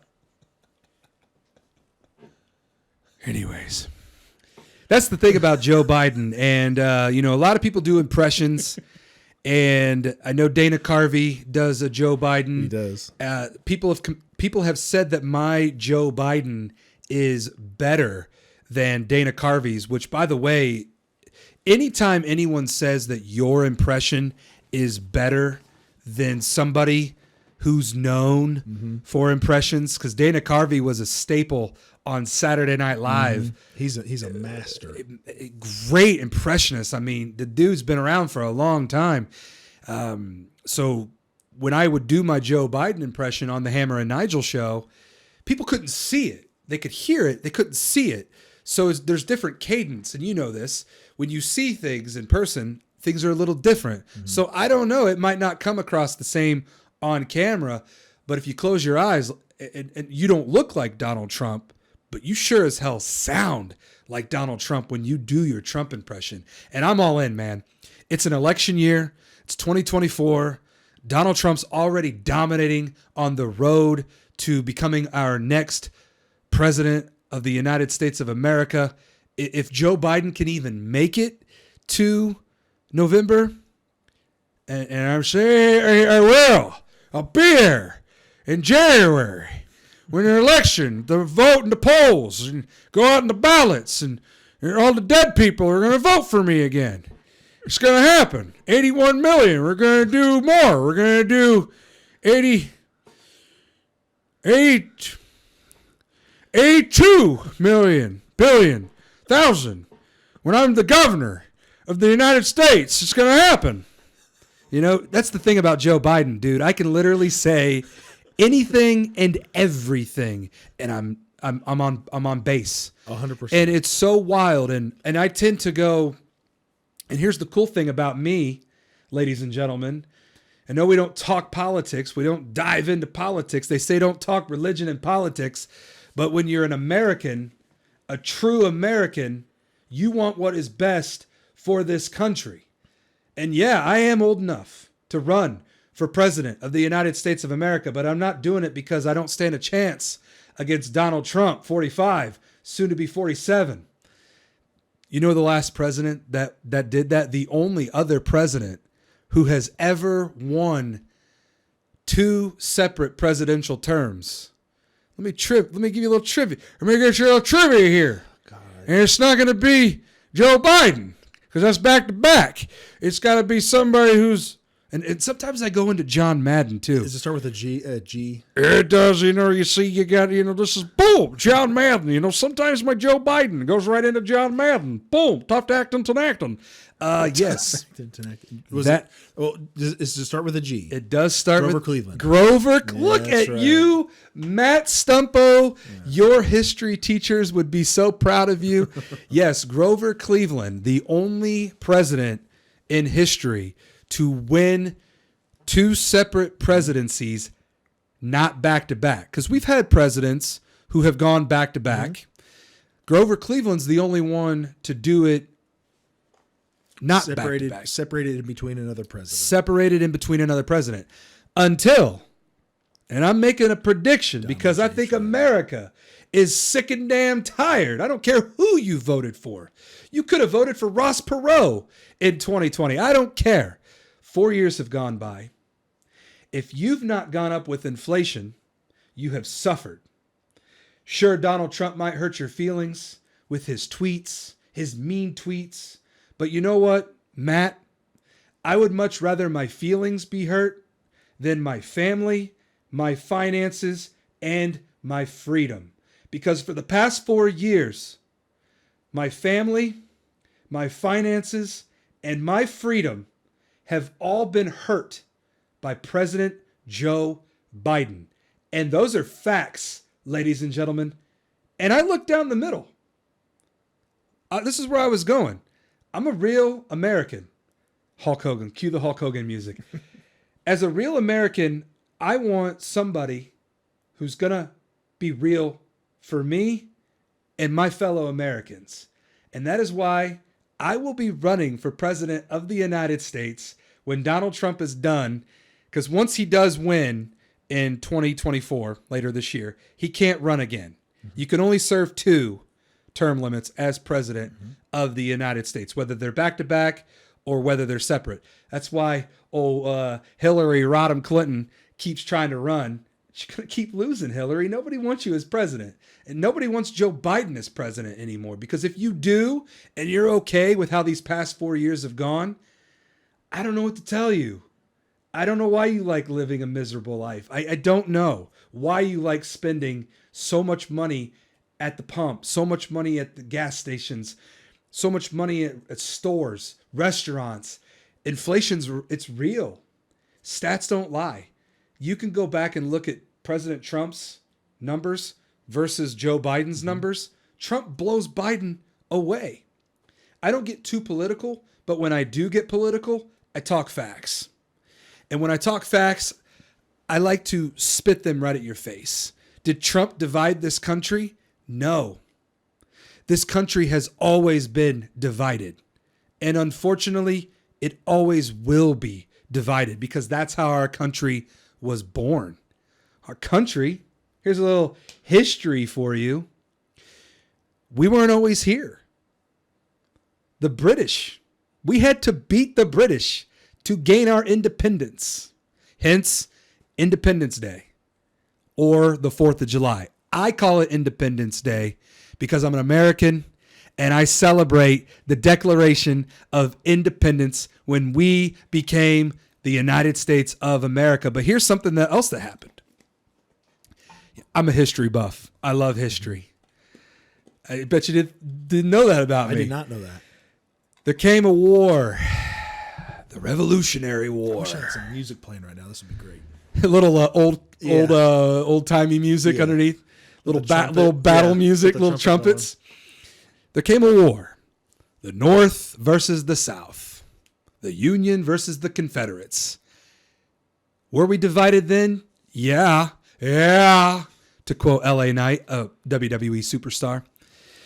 The North and the South, they wanted two separate things. The South wanted slavery. Slavery! My goodness! That was the worst time in United States history. Not having your freedom, having other people control your life, control everything that you do, and mainly African Americans. There were some white slaves, but it was mainly, predominantly, black African Americans. Those were the slaves. Well, a president rose to the occasion. Abraham Lincoln. Enough is enough. I want equality for all walks of life. I want freedom for all. One of the greatest presidents of all time. Abraham Lincoln. He's on the $5 bill. He's got the beard. He's one of the few bearded presidents that we've had. The last bearded president we had, Ulysses S. Grant? No. Benjamin Harrison. Really? Indiana's very own Benjamin Harrison was the last bearded president. Here's some more fun facts for you. Little presidential history. So yeah, where I'm going with this, and I know I went off on my campaign trail because, I could run. Some people say I'm too positive for America. I don't. I want to put the United back in the States. I want to, Trump wants to make America great again. I want to go one above. I want to put the United back in the States of America. I want to make us what we were back in 1776 and even before when we were fighting for our freedom. Are we all going to get along? Are we all going to see eye to eye? No. That'll never happen, unfortunately. Will there still be racists out there, sexists out there, terrible human beings out there? Unfortunately, yes. Those people will always be here, whether we like it or not. So when you want to say that Trump divided America, he didn't. You divided America because you have that choice. Control the controllable. And so when you go to the ballot box in this November, this election, just keep in mind, have you enjoyed the past 4 years? Or do you want 4 years of change? 4 years, and trust me, Donald Trump, he's a very polar figure. Mm-hmm. However, I would much rather have America booming in economy where we're all feeling it. I mean, all levels of walks of life. People want to say that Trump divided America. He helped America. He helped the poor, the black Americans, poverty. He helped rise unemployment. He gave people jobs. You don't have to like what the guy tweets. You don't have to like what the guy says. Look at his actions. They speak louder than any words ever will. And that's just kind of my little, I know you like talking politics, and I'm sure you're probably agreeing with maybe not everything that I'm saying, because you have your own opinions, you have your own takes. However, you're a real American, and we need a real American to run this country. And Donald Trump, whether you hate him or you love him, he was as real as it gets. And people were afraid of that realness. But it's that realness that we need. That's what we need in this country. We don't need these politicians who are going to stand up there and tell all these lies and not back up their actions, and they're continuing to blame and point fingers at everybody but themselves. Joe Biden, out with the old. I can't express that. And Trump ain't spring chicken, but at least he's still there. At least he's still all there. I worry about Joe Biden. I do legitimately care about his well-being. I want him to get the help that he desperately needs. I'm sick and tired of watching who is supposed to be our strongest leader in command stumble over his words, can't form sentences. International pressure. What the hell is that? What is that? I don't even know what that is. But man, Hammer and Nigel, they would be so proud of me right now because I learned a lot from those two guys and working at a conservative radio station. But here's the thing too, is I see both sides. I understand what Americans want and what they don't want, but it's coming together in the middle and working together to make America the best damn country to live in because of our freedom. And when you feel like your freedom is being taken away, whatever, I don't care what you look like. I don't care what gender you are. I don't care what you identify as. We're all in this together. So let's act like it. And it starts with you. So end of rant. Vote for me. 2028. 2028. I do agree to the most part of what you said. I do agree that a lot of people do divide themselves from each other. You're going to have that regardless. It's going to always continue to carry on. I mean, even when you had Native American tribes, they weren't all kumbayaing. They were raping and pillaging and enslaving and killing each other. So many different tribes out there. There was hundreds, if not thousands, of other tribes that were there, and no one could say, well, this tribe was on this, this part of the land. Well, technically, no. If it was a Iroquois, well, then they were taken out by the Cherokees. But before then, somebody else was there, and somebody else was there, and somebody else was there. So you can't ever get down to the bottom of it. A lot of that is what the media and any news organizations were pushing. Because I can sit there and I can make somebody look horrible if I can edit my video. Absolutely. And no one else can see it. I can have, and I would never do this on my podcast. So any future guests, possibly, I would never do this to you. President Trump. That would be fantastic. That would be I've got a dream team of people who I want to be on my podcast, and President Trump has not made that dream team as of right now. But it is obviously Joe Rogan, Jordan Peterson, Steven Crowder, and the last one might surprise you is Matthew McConaughey. All right. I can't do a good Matthew McConaughey. I can't. I could try, but I can't. Living is good. Life is easy. Living is good. When you're Matthew McConaughey. That's the thing, man. Not to go too far off. When people ask me, hey, can you do an impression of this? I'll always try. I'll always try because if you don't try, you don't know. You never know what you're good at unless you try. And all right. Matthew McConaughey right here on the Morris Stumpo podcast. Somebody asked me the other day, they came up, they had one of my coworkers had her husband with her, and she goes, hey, do your Donald Trump impression. And I was like, I got stage fright. And I was like, I can't. I can't do it right now.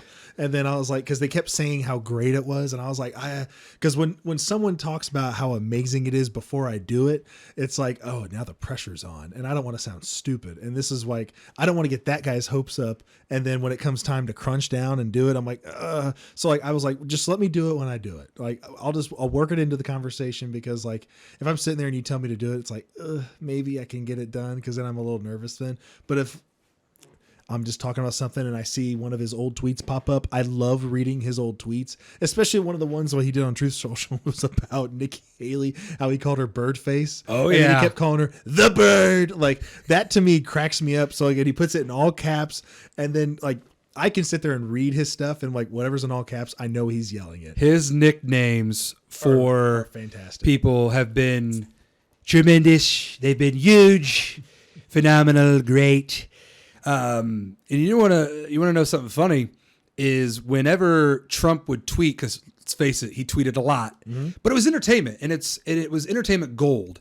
And I will give Hillary Clinton, for all you Democrat liberals out there watching, because I know, with misery comes company. Whenever I saw that Hillary versus Trump was the card for 2016, I knew that we were in for entertainment gold, because I knew Hillary was going to give us so many audio cuts that we were going to play on the radio, and it would give us material to work with. Same with Joe Biden. So I do kind of look for the good, and I do look for the positive. It might be to their expense, but they're giving it to us on a silver platter. I mean, Joe Biden has been audio gold, ratings gold for all of us. Same with Donald Trump. Donald Trump has been all those media outlets that used Trump to their advantage to bash him were profiting and making money off of Donald Trump. We're all winning. Mm-hmm. We're all winning when Donald Trump is in the limelight. Whether you hate him or you love him, the dude makes everybody rich. He is a billionaire. This is what he does for a living, and he's been doing it for a very long time. But your Donald Trump impression is absolutely incredible. It's one of the outside of Donald Trump, it might be the best Donald Trump impression that I've ever heard.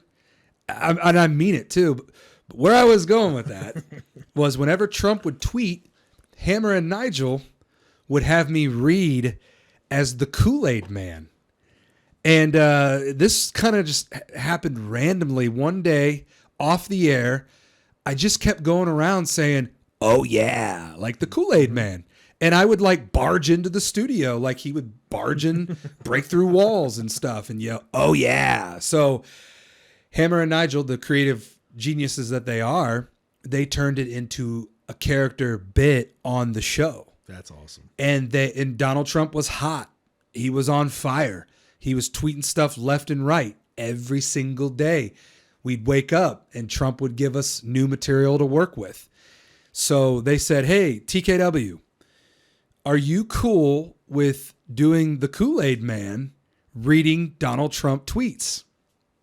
So I created this old school, the Kool-Aid Man. He talks like this. He's kind of got a little jive to him, a little bit of little cool, little swagger. Oh yeah.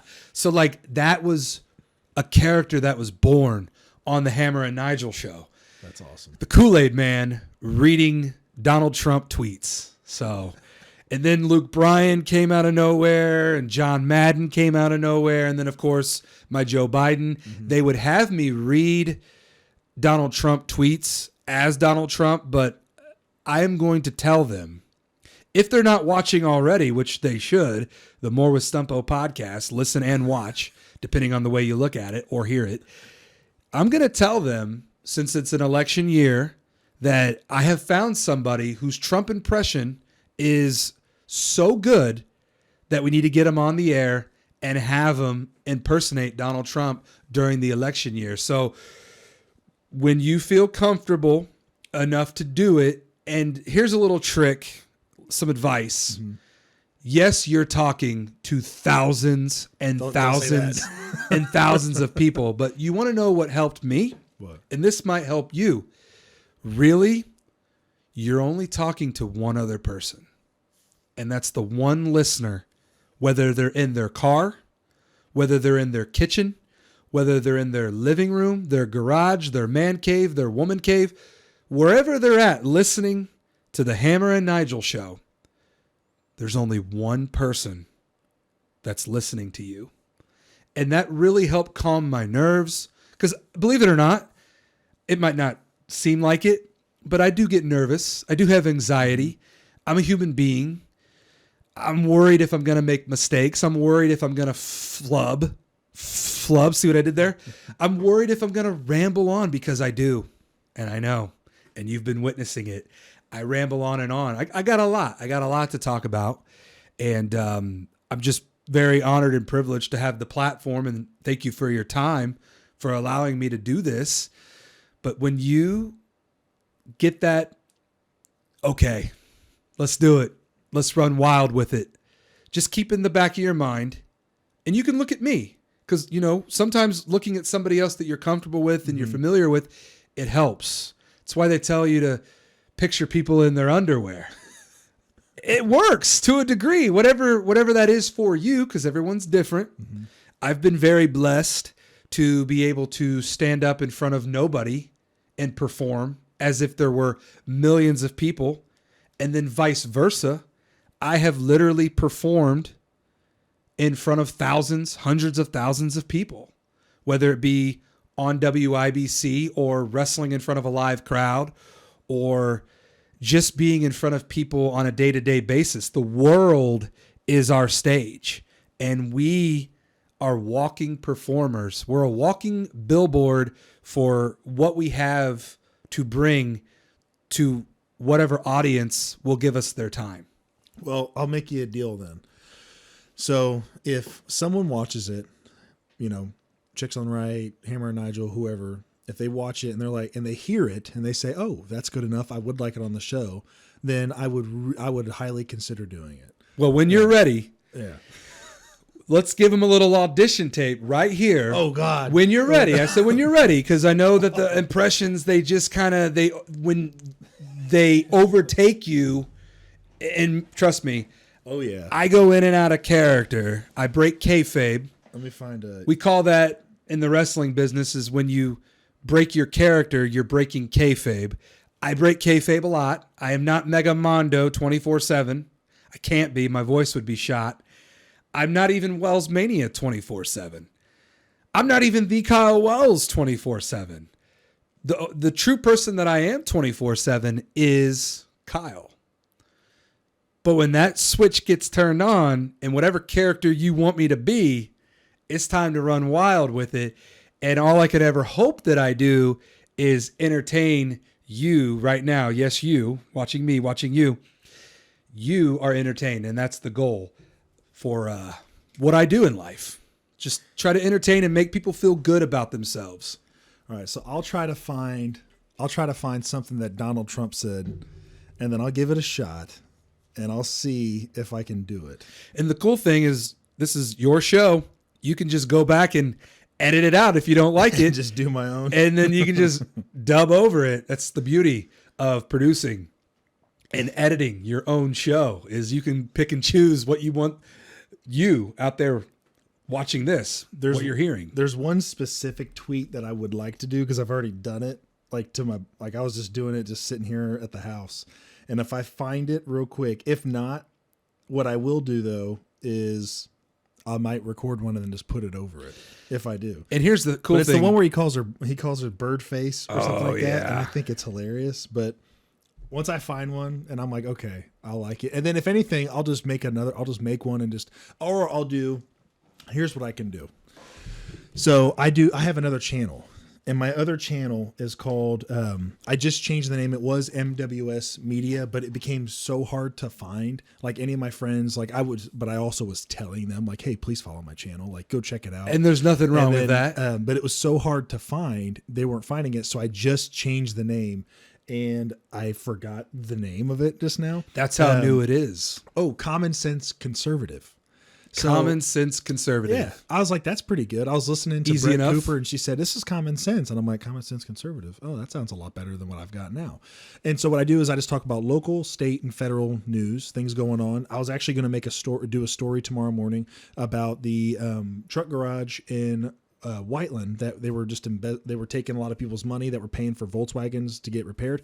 You've driven by it, I guarantee you, 100,000 times. Come on, you're putting Whiteland in a bad light, truck company. 100%. It was, I think it's J&B Bugs Volkswagen remodeling. It was like they got to pay back a few $100,000 to people. And you thought you were gonna get away with thought it. you were getting away with it, you dirty bastards. But they didn't get away with it. They got arrested. He got arrested for that. They have to pay back a lot of the money. But I do want to do like a little video pretending to be Trump and talking about the race, talking about how I'm, Donald Trump, I'm going to win this race. I'm going to bring us back to people, and then just go through a whole thing. But for me, I feel better writing it out unless I'm talking trash to somebody at work. Like if I'm talking trash to someone at work, it's so much easier because it's just dog shit. And all. Absolutely. And then I could just sit there and just say things that Donald Trump would probably never say to somebody. But I find that to be, another thing too. I got the guys rolling with this one. So I was driving the fire truck. And I was sitting there talking. I'm like, hey, one of my last shifts that I ever work at my department, I will do on one of the last runs that I have to do. We have to do a size up. I do the size up. That's what I want. I'll do the size up, and I'll do it as Donald Trump. And now, if my department's watching this, if my chief ends up watching this one, I'm not going to do it. I'm not going to do it. He's I'm not going gonna to do it. But I think that would be hilarious. So it'd be fire control, engine 93, and then they'd say, go ahead, engine 93. Engine 93's on scene, 2-story, beautiful residence, beautiful home, American home. Nothing showing from two sides. We'll be investigating. And then just kind of go into that. And It's so damn good. It's so and then good. I thought that would be hilarious. And then, pulling out bodies. Now, obviously, it's a little bit different when you work in that field. You see a lot. You've seen a lot. So, like, you talk about it as if it's just a thing. So please don't get upset when I talk like that, because it's a lot of first responders are like that, especially behind closed doors. Is because if you get too emotional with it, you get too attached with it, then that's when the alcoholism gets in. That's when the drug addiction gets in. That's when a lot of other horrible issues and addictions and vices break in when you don't separate your emotions to it. Right. And I've had that happen. Thank God, no drugs, but it was alcohol. I'm not an alcoholic. Like, I need a drink. No, I was getting close to the verge of. I was becoming. You like, could this feel was it. Yes, you could feel it. I could feel it coming on. I was like, I need to stop. So I called a friend of mine. I said, get rid of every bottle in my house. I need it gone. And thank God, he came over, picked it all up, and it was actually Ryan, and picked up every bottle in my house. And I was like, I can't have this here because I will use it as a vice. And so I worked through it. And I was perfectly fine afterwards. And I rarely ever drink now. I kind of don't really enjoy it too much. And how old are you again? 31. You're going to experience that the older you get, you cannot drink, and don't even try. No. You're because we all have egos. Mm-hmm. Some are worse than others. You're going to think that you're still in your 20s, but you're going to find out real quick that you're not. Oh, no. And here I am. I don't really drink that much either. I did a lot of drinking when I was during my Ball State days. However, I did learn moderation. It's a real thing. And drinking responsibly is everything. Oh, yeah. And plus, I put the booze down and I picked up the pre-workout, the protein shakes. And I tell you, I got into the best shape of my life when I did put the alcohol down. So I'm proud of you because it takes everything. When you're addicted to something, no matter how strong or weak your addiction is, an addiction is an addiction. And there's all levels of it, but there's one common ground: addiction. And you can be addicted to literally anything. Something's good, something's bad. But once you recognize what it is, and if it's not good for you, and you can do everything and you control the controllable, when you take that control into your own life, you're amazed at what you can do. And I'm proud of you, man, because it takes a lot to overcome that addiction, because alcohol can be fun. Oh, it can. Alcohol can be fun, but it can also be very dangerous. It can be very life-changing.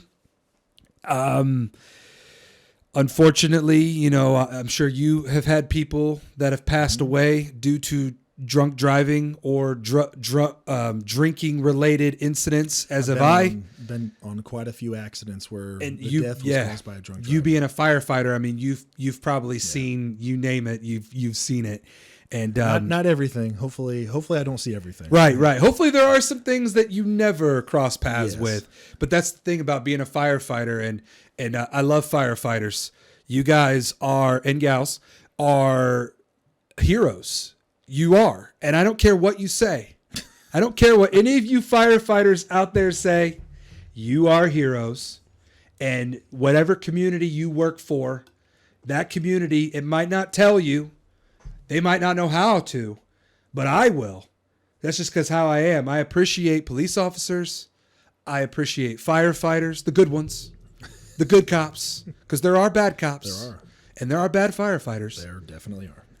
However, if I know that you're a good person and you're doing good for the community that you serve, I am going to tell you. It's why whenever I see a firefighter, and I don't even care if we've been boys for as long as we have, I still say thank you to you, because I want you to know that you are appreciated for all the hard work and sacrifice day in and day out, because Lord willing, and knock on wood, you never know when it's your time.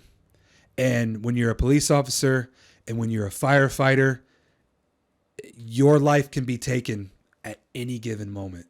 So, I got a brother-in-law who's a IMPD officer, and every time I hear about an IMPD officer being shot and killed, I always call him or text him or text my sister. Is he okay? And I hear back from him, thank God. Hear back from her, thank God. It's very real. It's very real, and it hits home. It hits close to home. My great-grandpa was a firefighter. Really? Yeah. That is awesome. I can't, for the life of me, I can't remember the department, but my dad still has his firefighter helmet. That is cool. And it's one of those old, because my great-grandpa lived to be 95. It was probably a tin helmet. Is it metal? It is metal. Yeah. Because he was born, this is pretty cool. He was born in 1900. Oh my gosh. And he died in 1995. So he lived to be 95 years old, one of the oldest people in my family. And he was a firefighter. And you know what sucks, man? And listen, this is some real talk.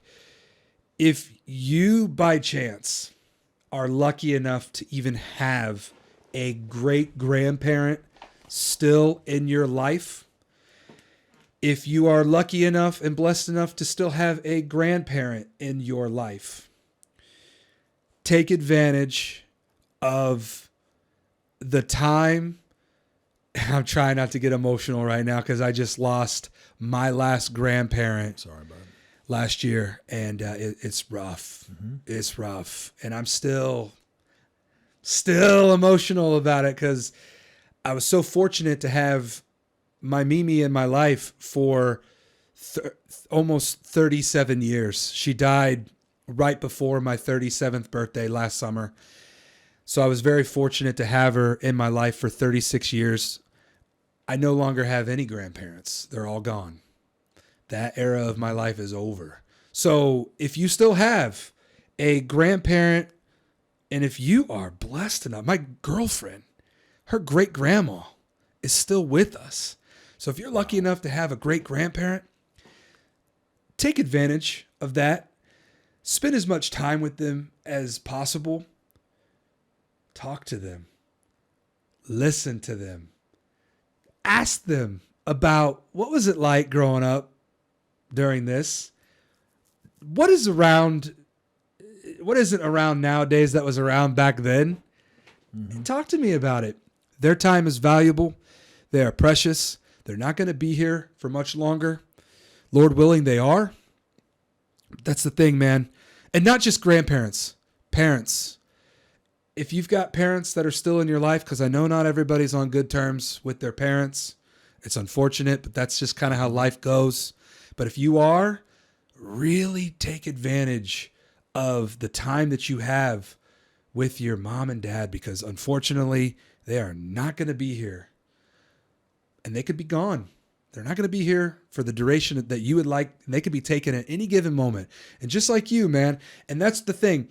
Take advantage of the time that you have with the people that you love and you care about and you appreciate, because you never know. You never know when it's your time or my time. And that's just kind of the way that I approach life. Is I live every day like it's my last. I'm smart about it. I'm not going out there and just, doing reckless things, but I am really taking advantage because Father Time is undefeated. Death is inevitable. The crazy thing is we just never know when it's going to happen. It can happen at literally any point in your life. And the fact that we've made it this far, 31, 37, it's a blessing. I never take a day for granted. It's the first thing I do when I wake up every morning is, and you don't have to believe in God to do this, but I thank God. I thank God for giving me another day, another opportunity to go out there and dominate the day. That's my mantra. That's my lifestyle. I live, I die by that. Everything I want to do, I dominate it. So I'm dominating the More with Stumpo podcast right here We bring it back. You know, I can get deep, I can get serious, but for the most part, I'm a very energetic, I'm a very larger than life personality, and I pride myself on that. And I pride myself on just uplifting others. And I know this conversation probably has taken so many different turns. I know we've been talking for a very long time because I'm feeling my stomach rumble right now. I'm getting hungry. But like I said, time with you is valuable. It's precious. I appreciate it because you have a busy life. Being a firefighter, I mean, you could get a call right now saying they might need you. If they, that'd be a big incident if they're calling. That's a big one. But I just wanted to take this time to thank you. I know we still got more of the show. The show's not over, folks. But I'm just very appreciative for your time and just thank you for even caring to have me on your show. Oh man, I appreciate that. One of the questions that one of the things I wanted to dive into with you was the wrestling that you do now. And I wrestle with this. I've watched a few of your guys' fights. Thank you. And it's pretty entertaining. I appreciate that. And I always forget the guy that you do the podcast with name. Peyton Payne. Peyton Payne. The world's greatest co-host. I wanted to say Major Payne. Dude, he is fantastic.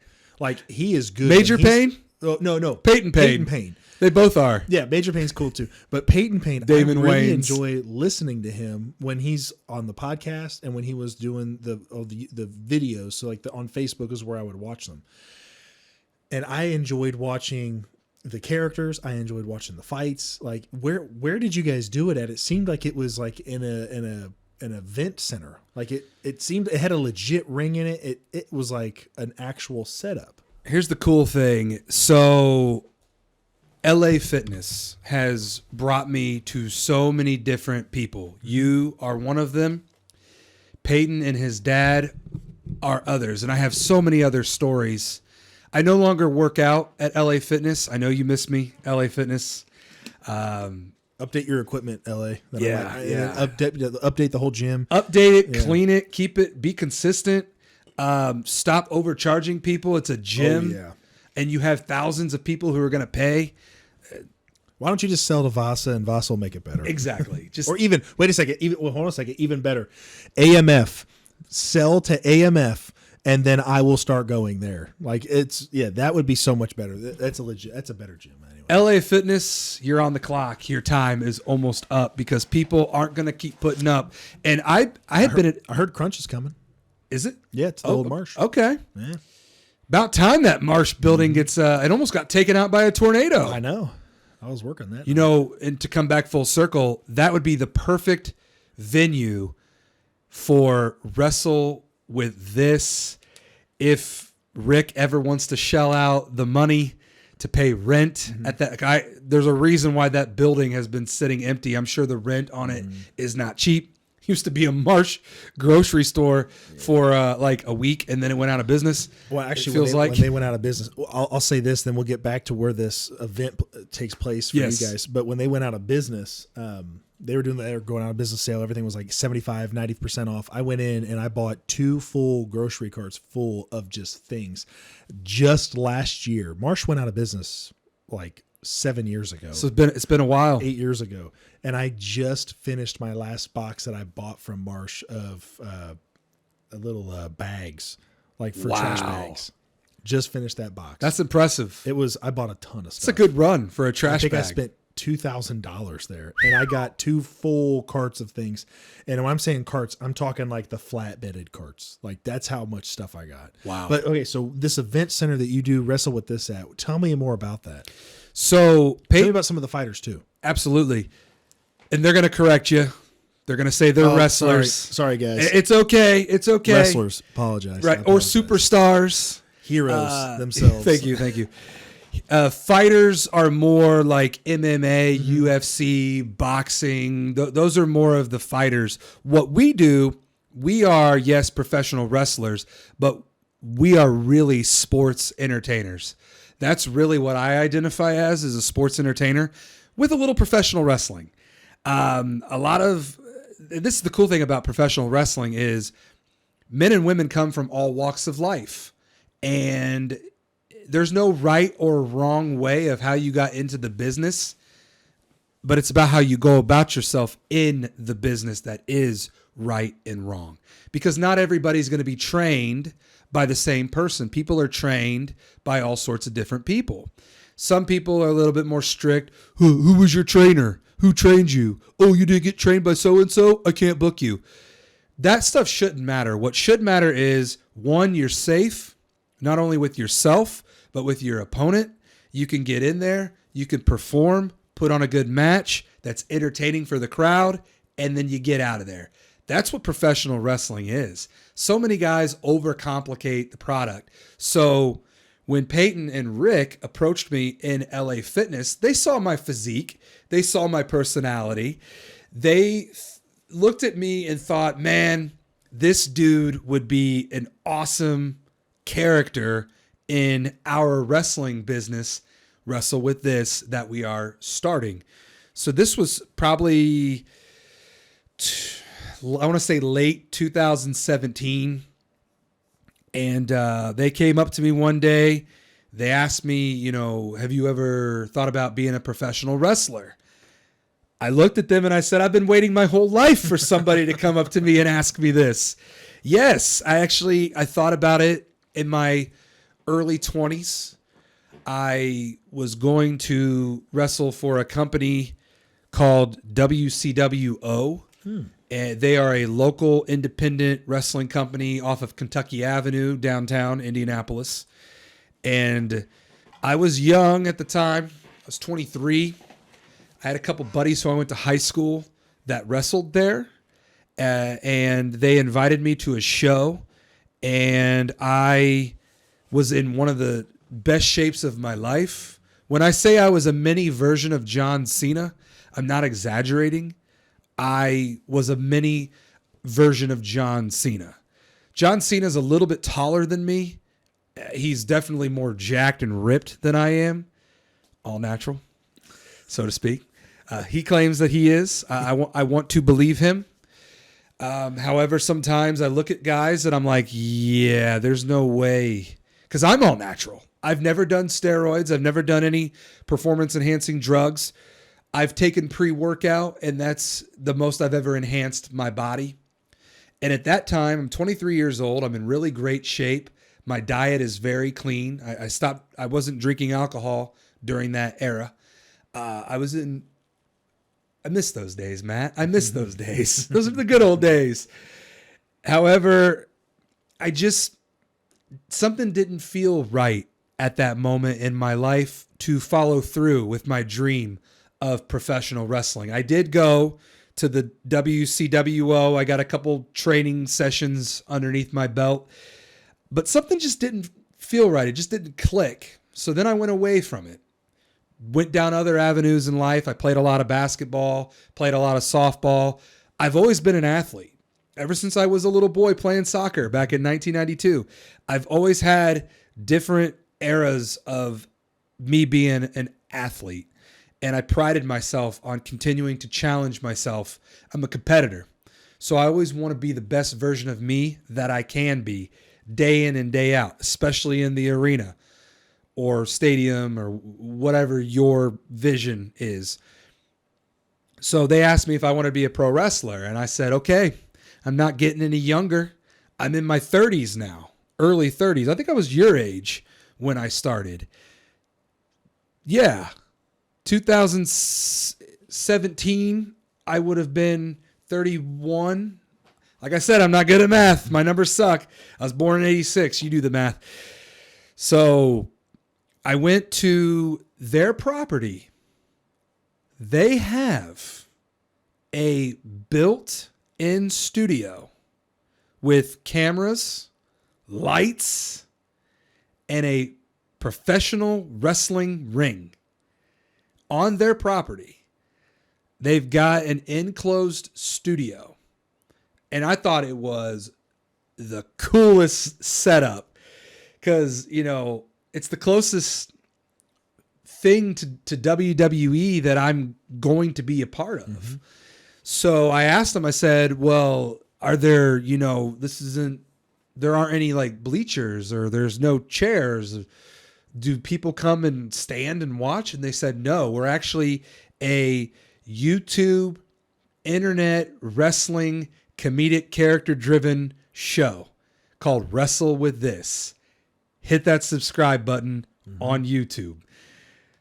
I said, oh, that's pretty cool. I like getting on YouTube and watching videos. I watch wrestling highlights and interviews and stuff on YouTube. They said, here's what we want you to do. And if you're really serious about this, we're serious about this. We want you to brainstorm character ideas. We want you to come up with a character that best suits you.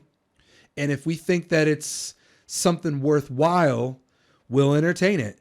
But also, we want you to get in the ring. We want you to get trained. We want you to properly learn how to take bumps, how to run the ropes, how to do all the basics. Collar, elbow, tie up, which is, two guys doing the tie up there at the beginning of the match that you normally see. Chain wrestling and other things that you'll learn as you go.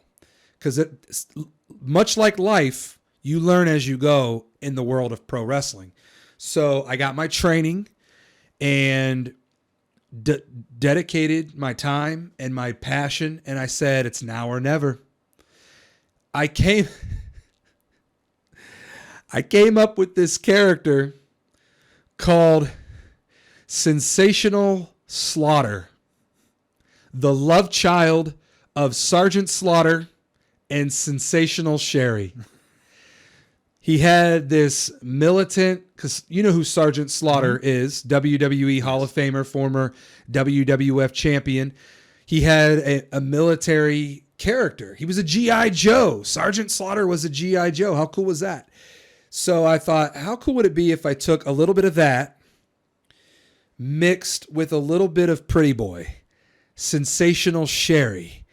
She's got this glitter, flamboyant look to her. So what if I did kind of a version of that and I hybrided it into this Sensational Slaughter character? Matt, let me tell you, I am so glad that never got off the drawing board because Sensational Slaughter would have been a bust. There's no video of this, thank God. But me practicing, because I do a lot of my practicing in the mirror. Mm-hmm. It's the best place to practice is looking at yourself in the mirror. You get to see your facial reactions. You get to see your mannerisms. You get to see you, because that's what people get to see. I was doing all these Sensational Slaughter promos, trying to find the cadence, trying to find a voice, trying to find a delivery, trying to find a flow. Will people even care about this? Am I wasting my time? Will this get over with the fans? So then I was sitting there, drawing in my notepad and brainstorming all these ideas. And then all of a sudden, Good Burger comes on the TV. Mondo Burger. Good Burger comes on the TV. And yes, if you've seen Good Burger, you know that the rival was Mondo Burger, the corporate chain that was going to take out Good Burger, home of the Good Burger. Can I take your order?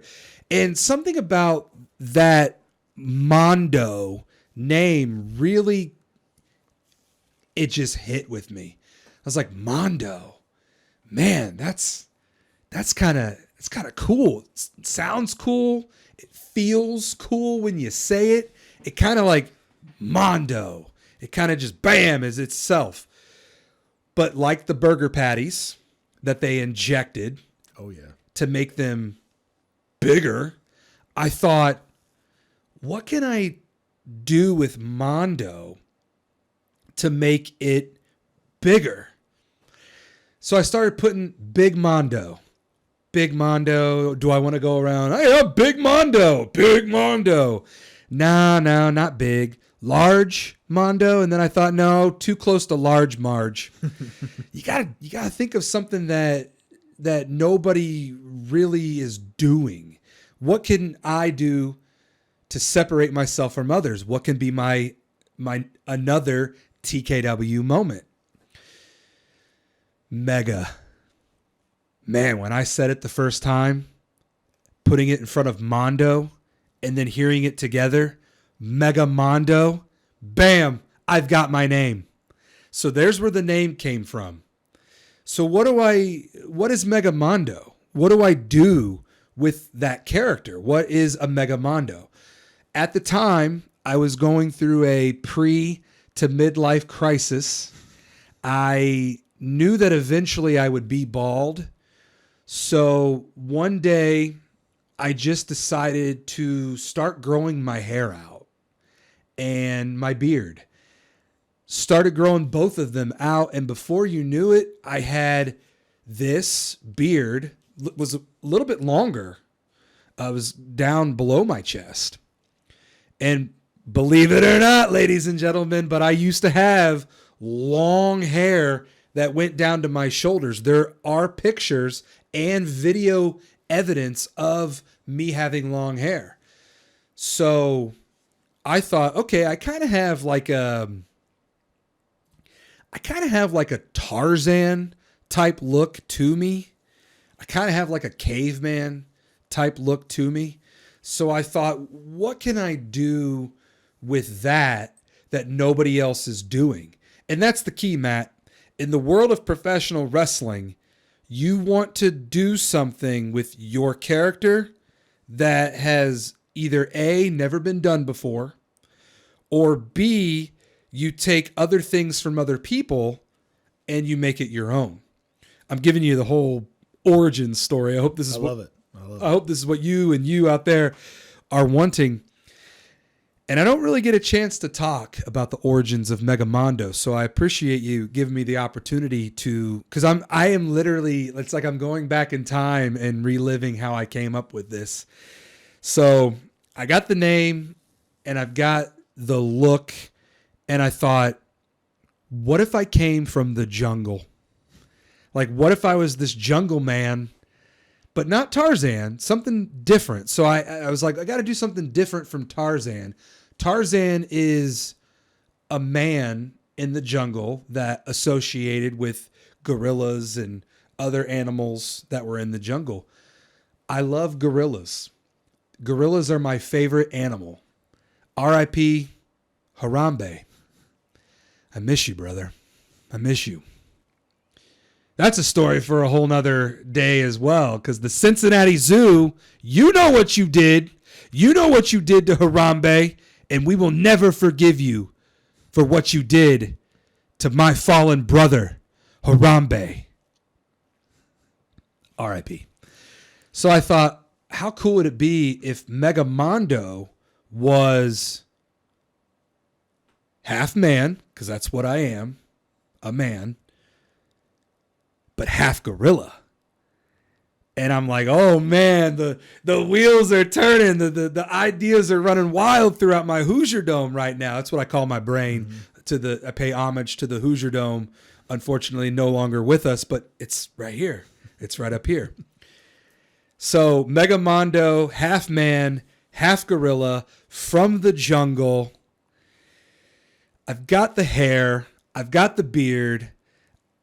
And, coming from the jungle, I shouldn't be like anything else. I'm very unorthodox. I was raised by gorillas, Matt, in a jungle.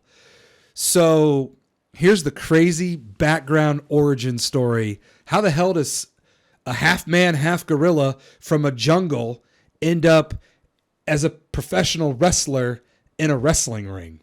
Well, this is where Wrestle With This came from. And this is the beauty of professional wrestling, is storytelling. You get an opportunity to tell stories. You get an opportunity to bring characters to life. And some people are going to love it. Some people are not going to love it. Fortunately, during my 6 years of wrestling, people have really gravitated and loved the Mega Mondo character. So seriously, from the bottom of my heart, thank you. I can't say it enough. Thank you for caring. Thank you for making a childhood dream come true. Thank you for making me feel like a Hulk Hogan. Thank you for making me feel like an Ultimate Warrior. Thank you for making me feel like a John Cena. It's so cool. These fans make me feel like a big deal. And that is something that I will never take for granted. So the origins of Megamondo come from a plane crashing into Megamondo's jungle, but not just any ordinary plane. The owner of Wrestle With This, his plane went down into Megamondo's jungle, and Megamondo saved Sir Williamson Howe, the owner of Wrestle With This. And Sir Williamson Howe said, Megamondo, there's no way I can ever repay you for saving my life, but I can't offer you this.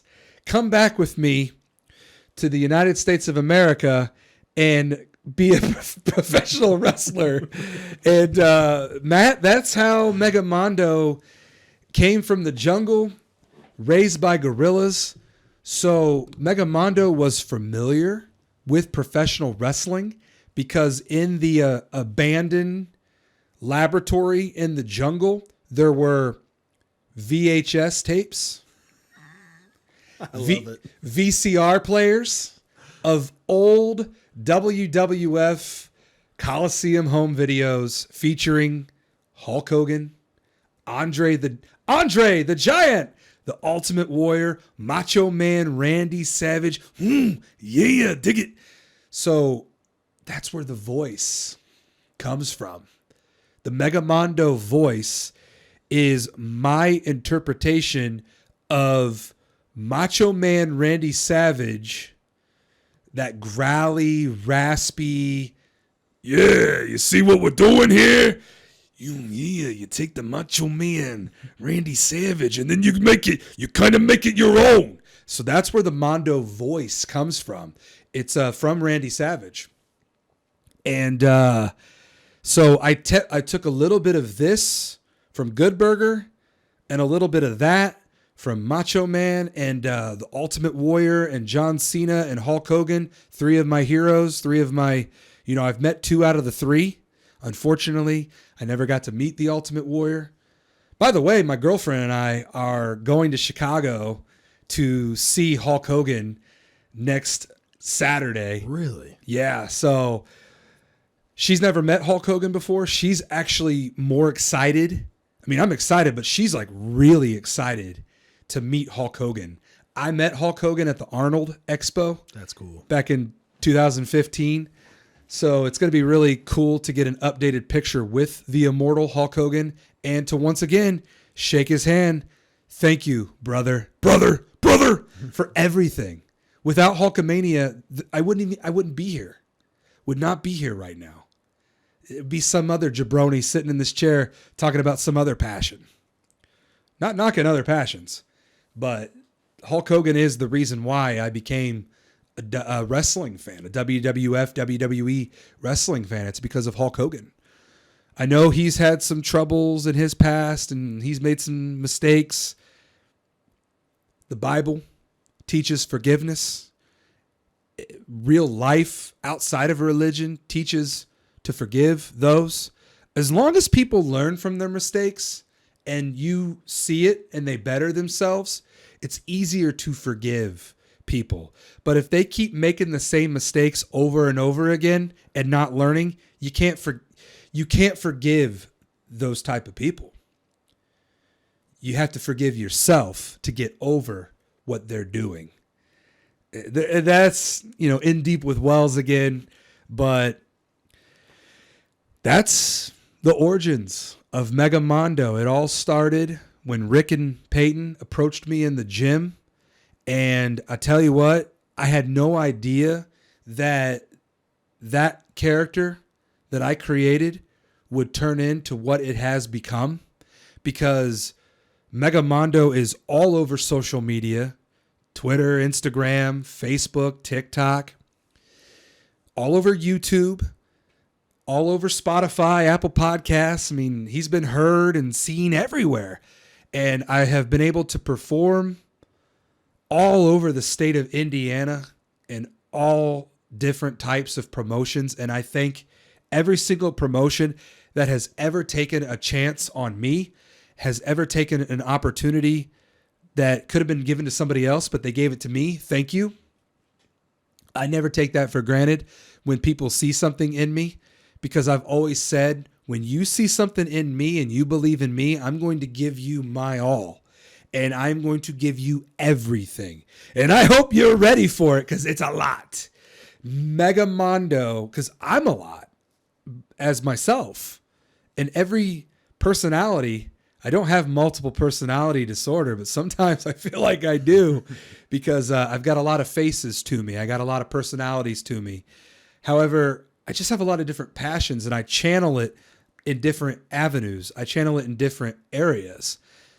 It makes you become so multi-dimensional, which is huge. You never know what somebody might want you for. And if you have so many different talents and you have so many things to give people, you never know what somebody's going to want you for. And I have so much to offer. It just depends on what the other person is looking for.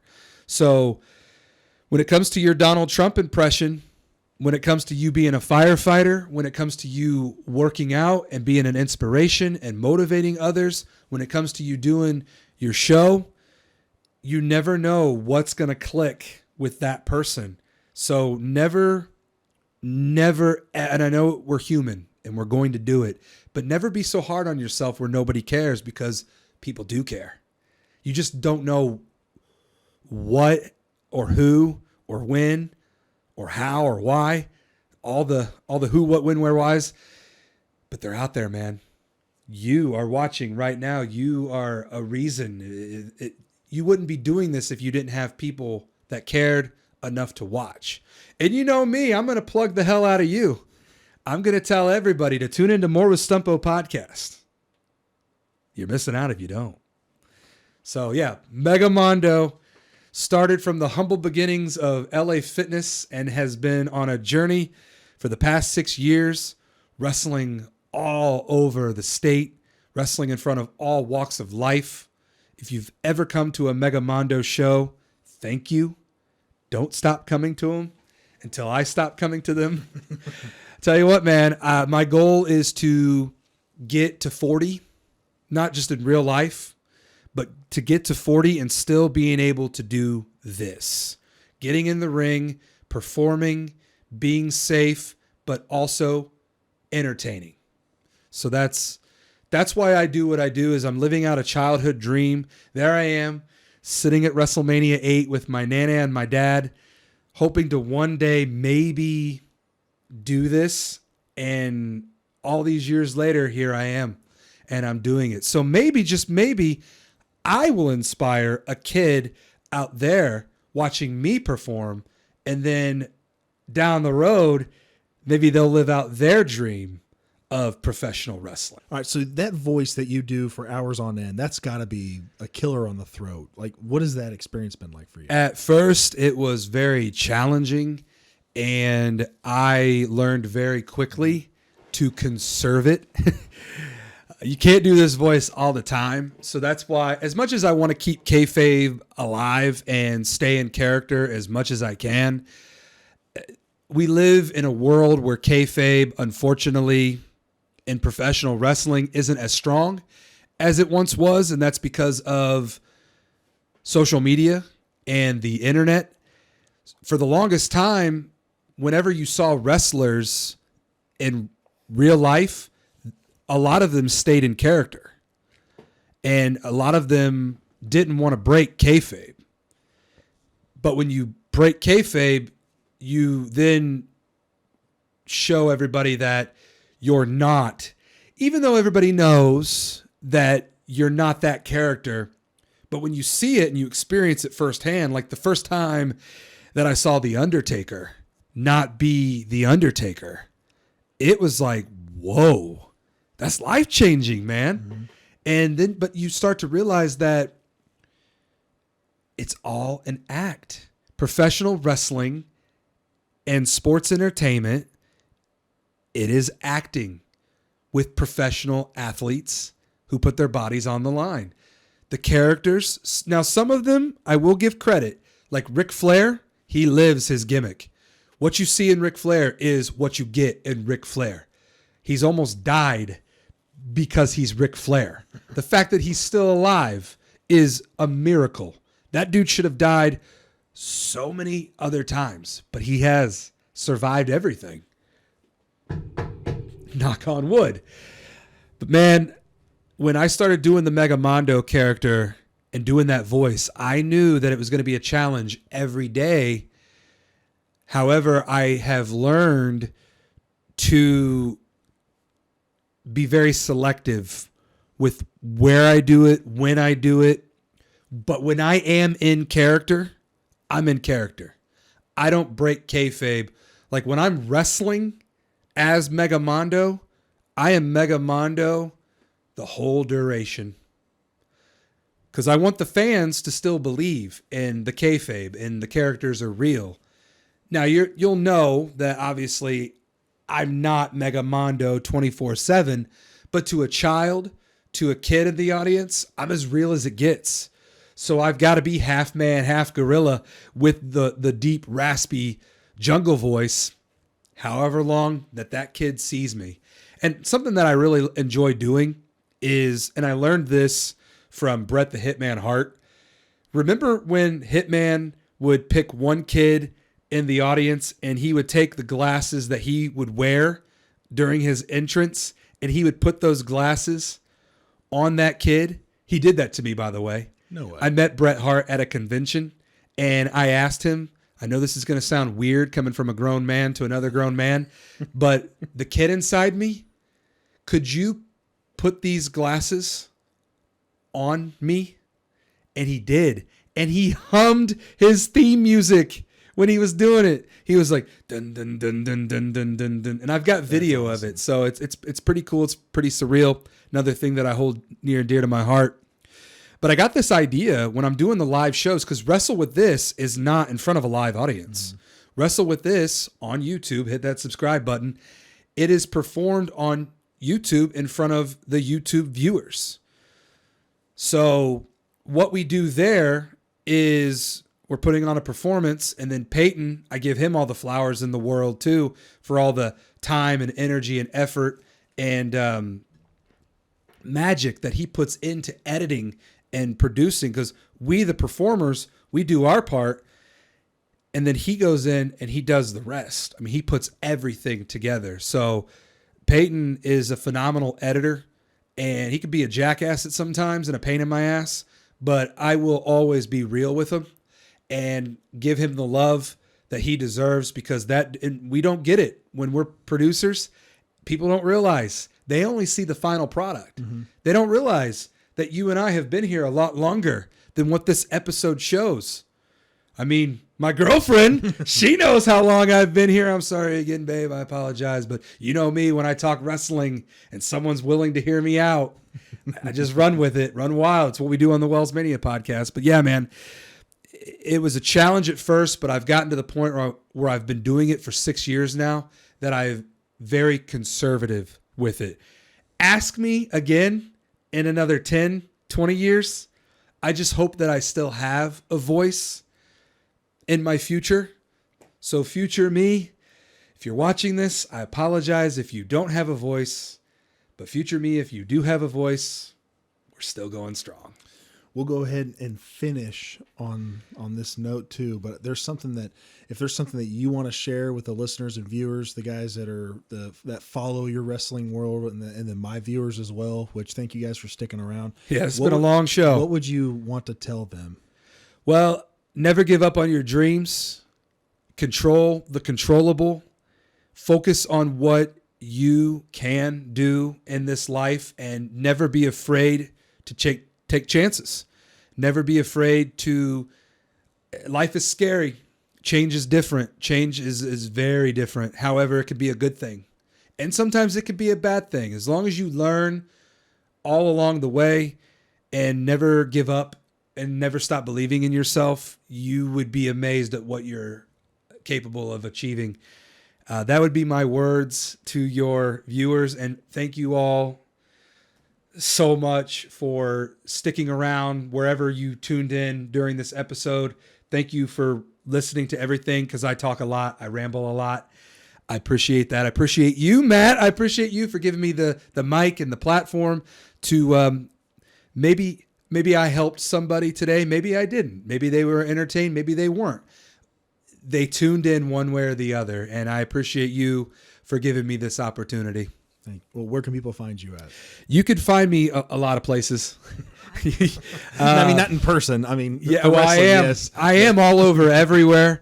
Depending on what avenue, to each their own.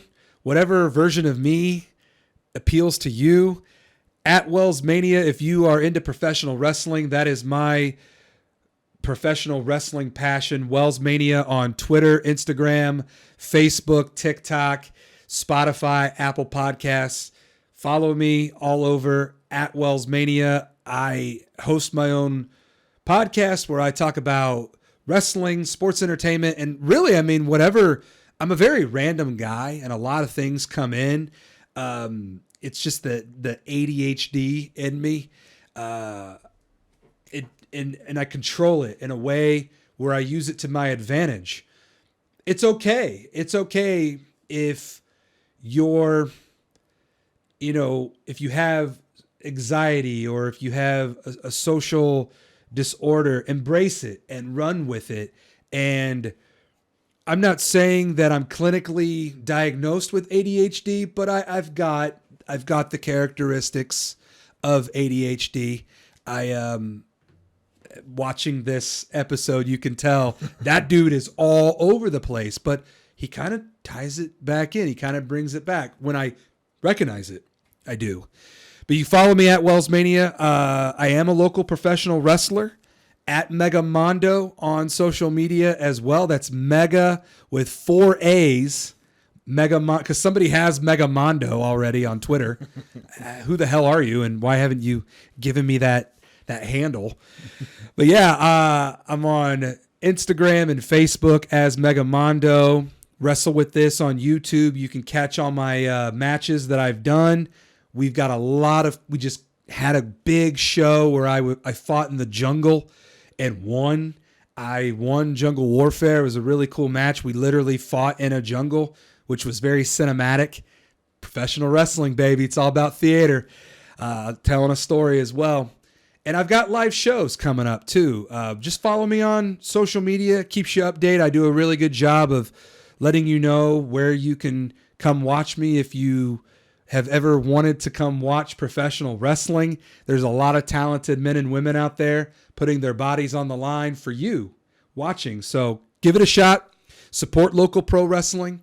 I hardly make any money doing it. I'm literally doing it for the passion of living out my childhood dream. 5-year-old me would be so impressed with 37-year-old me still getting out there and doing it. So, and then at the Kyle Wells on Twitter and Instagram as well. That's kind of more of my just personal day-to-day stuff. I do post a lot of random things on there as well. I'm a random guy. I got a lot going on in my mind. So whatever avenue appeals to you, I appreciate the follow button. And yes, I do follow back. A lot of you don't. When I say follow, a lot of you, follow? What's that? But seriously, there's no effort. It's right there. You know where the follow button is.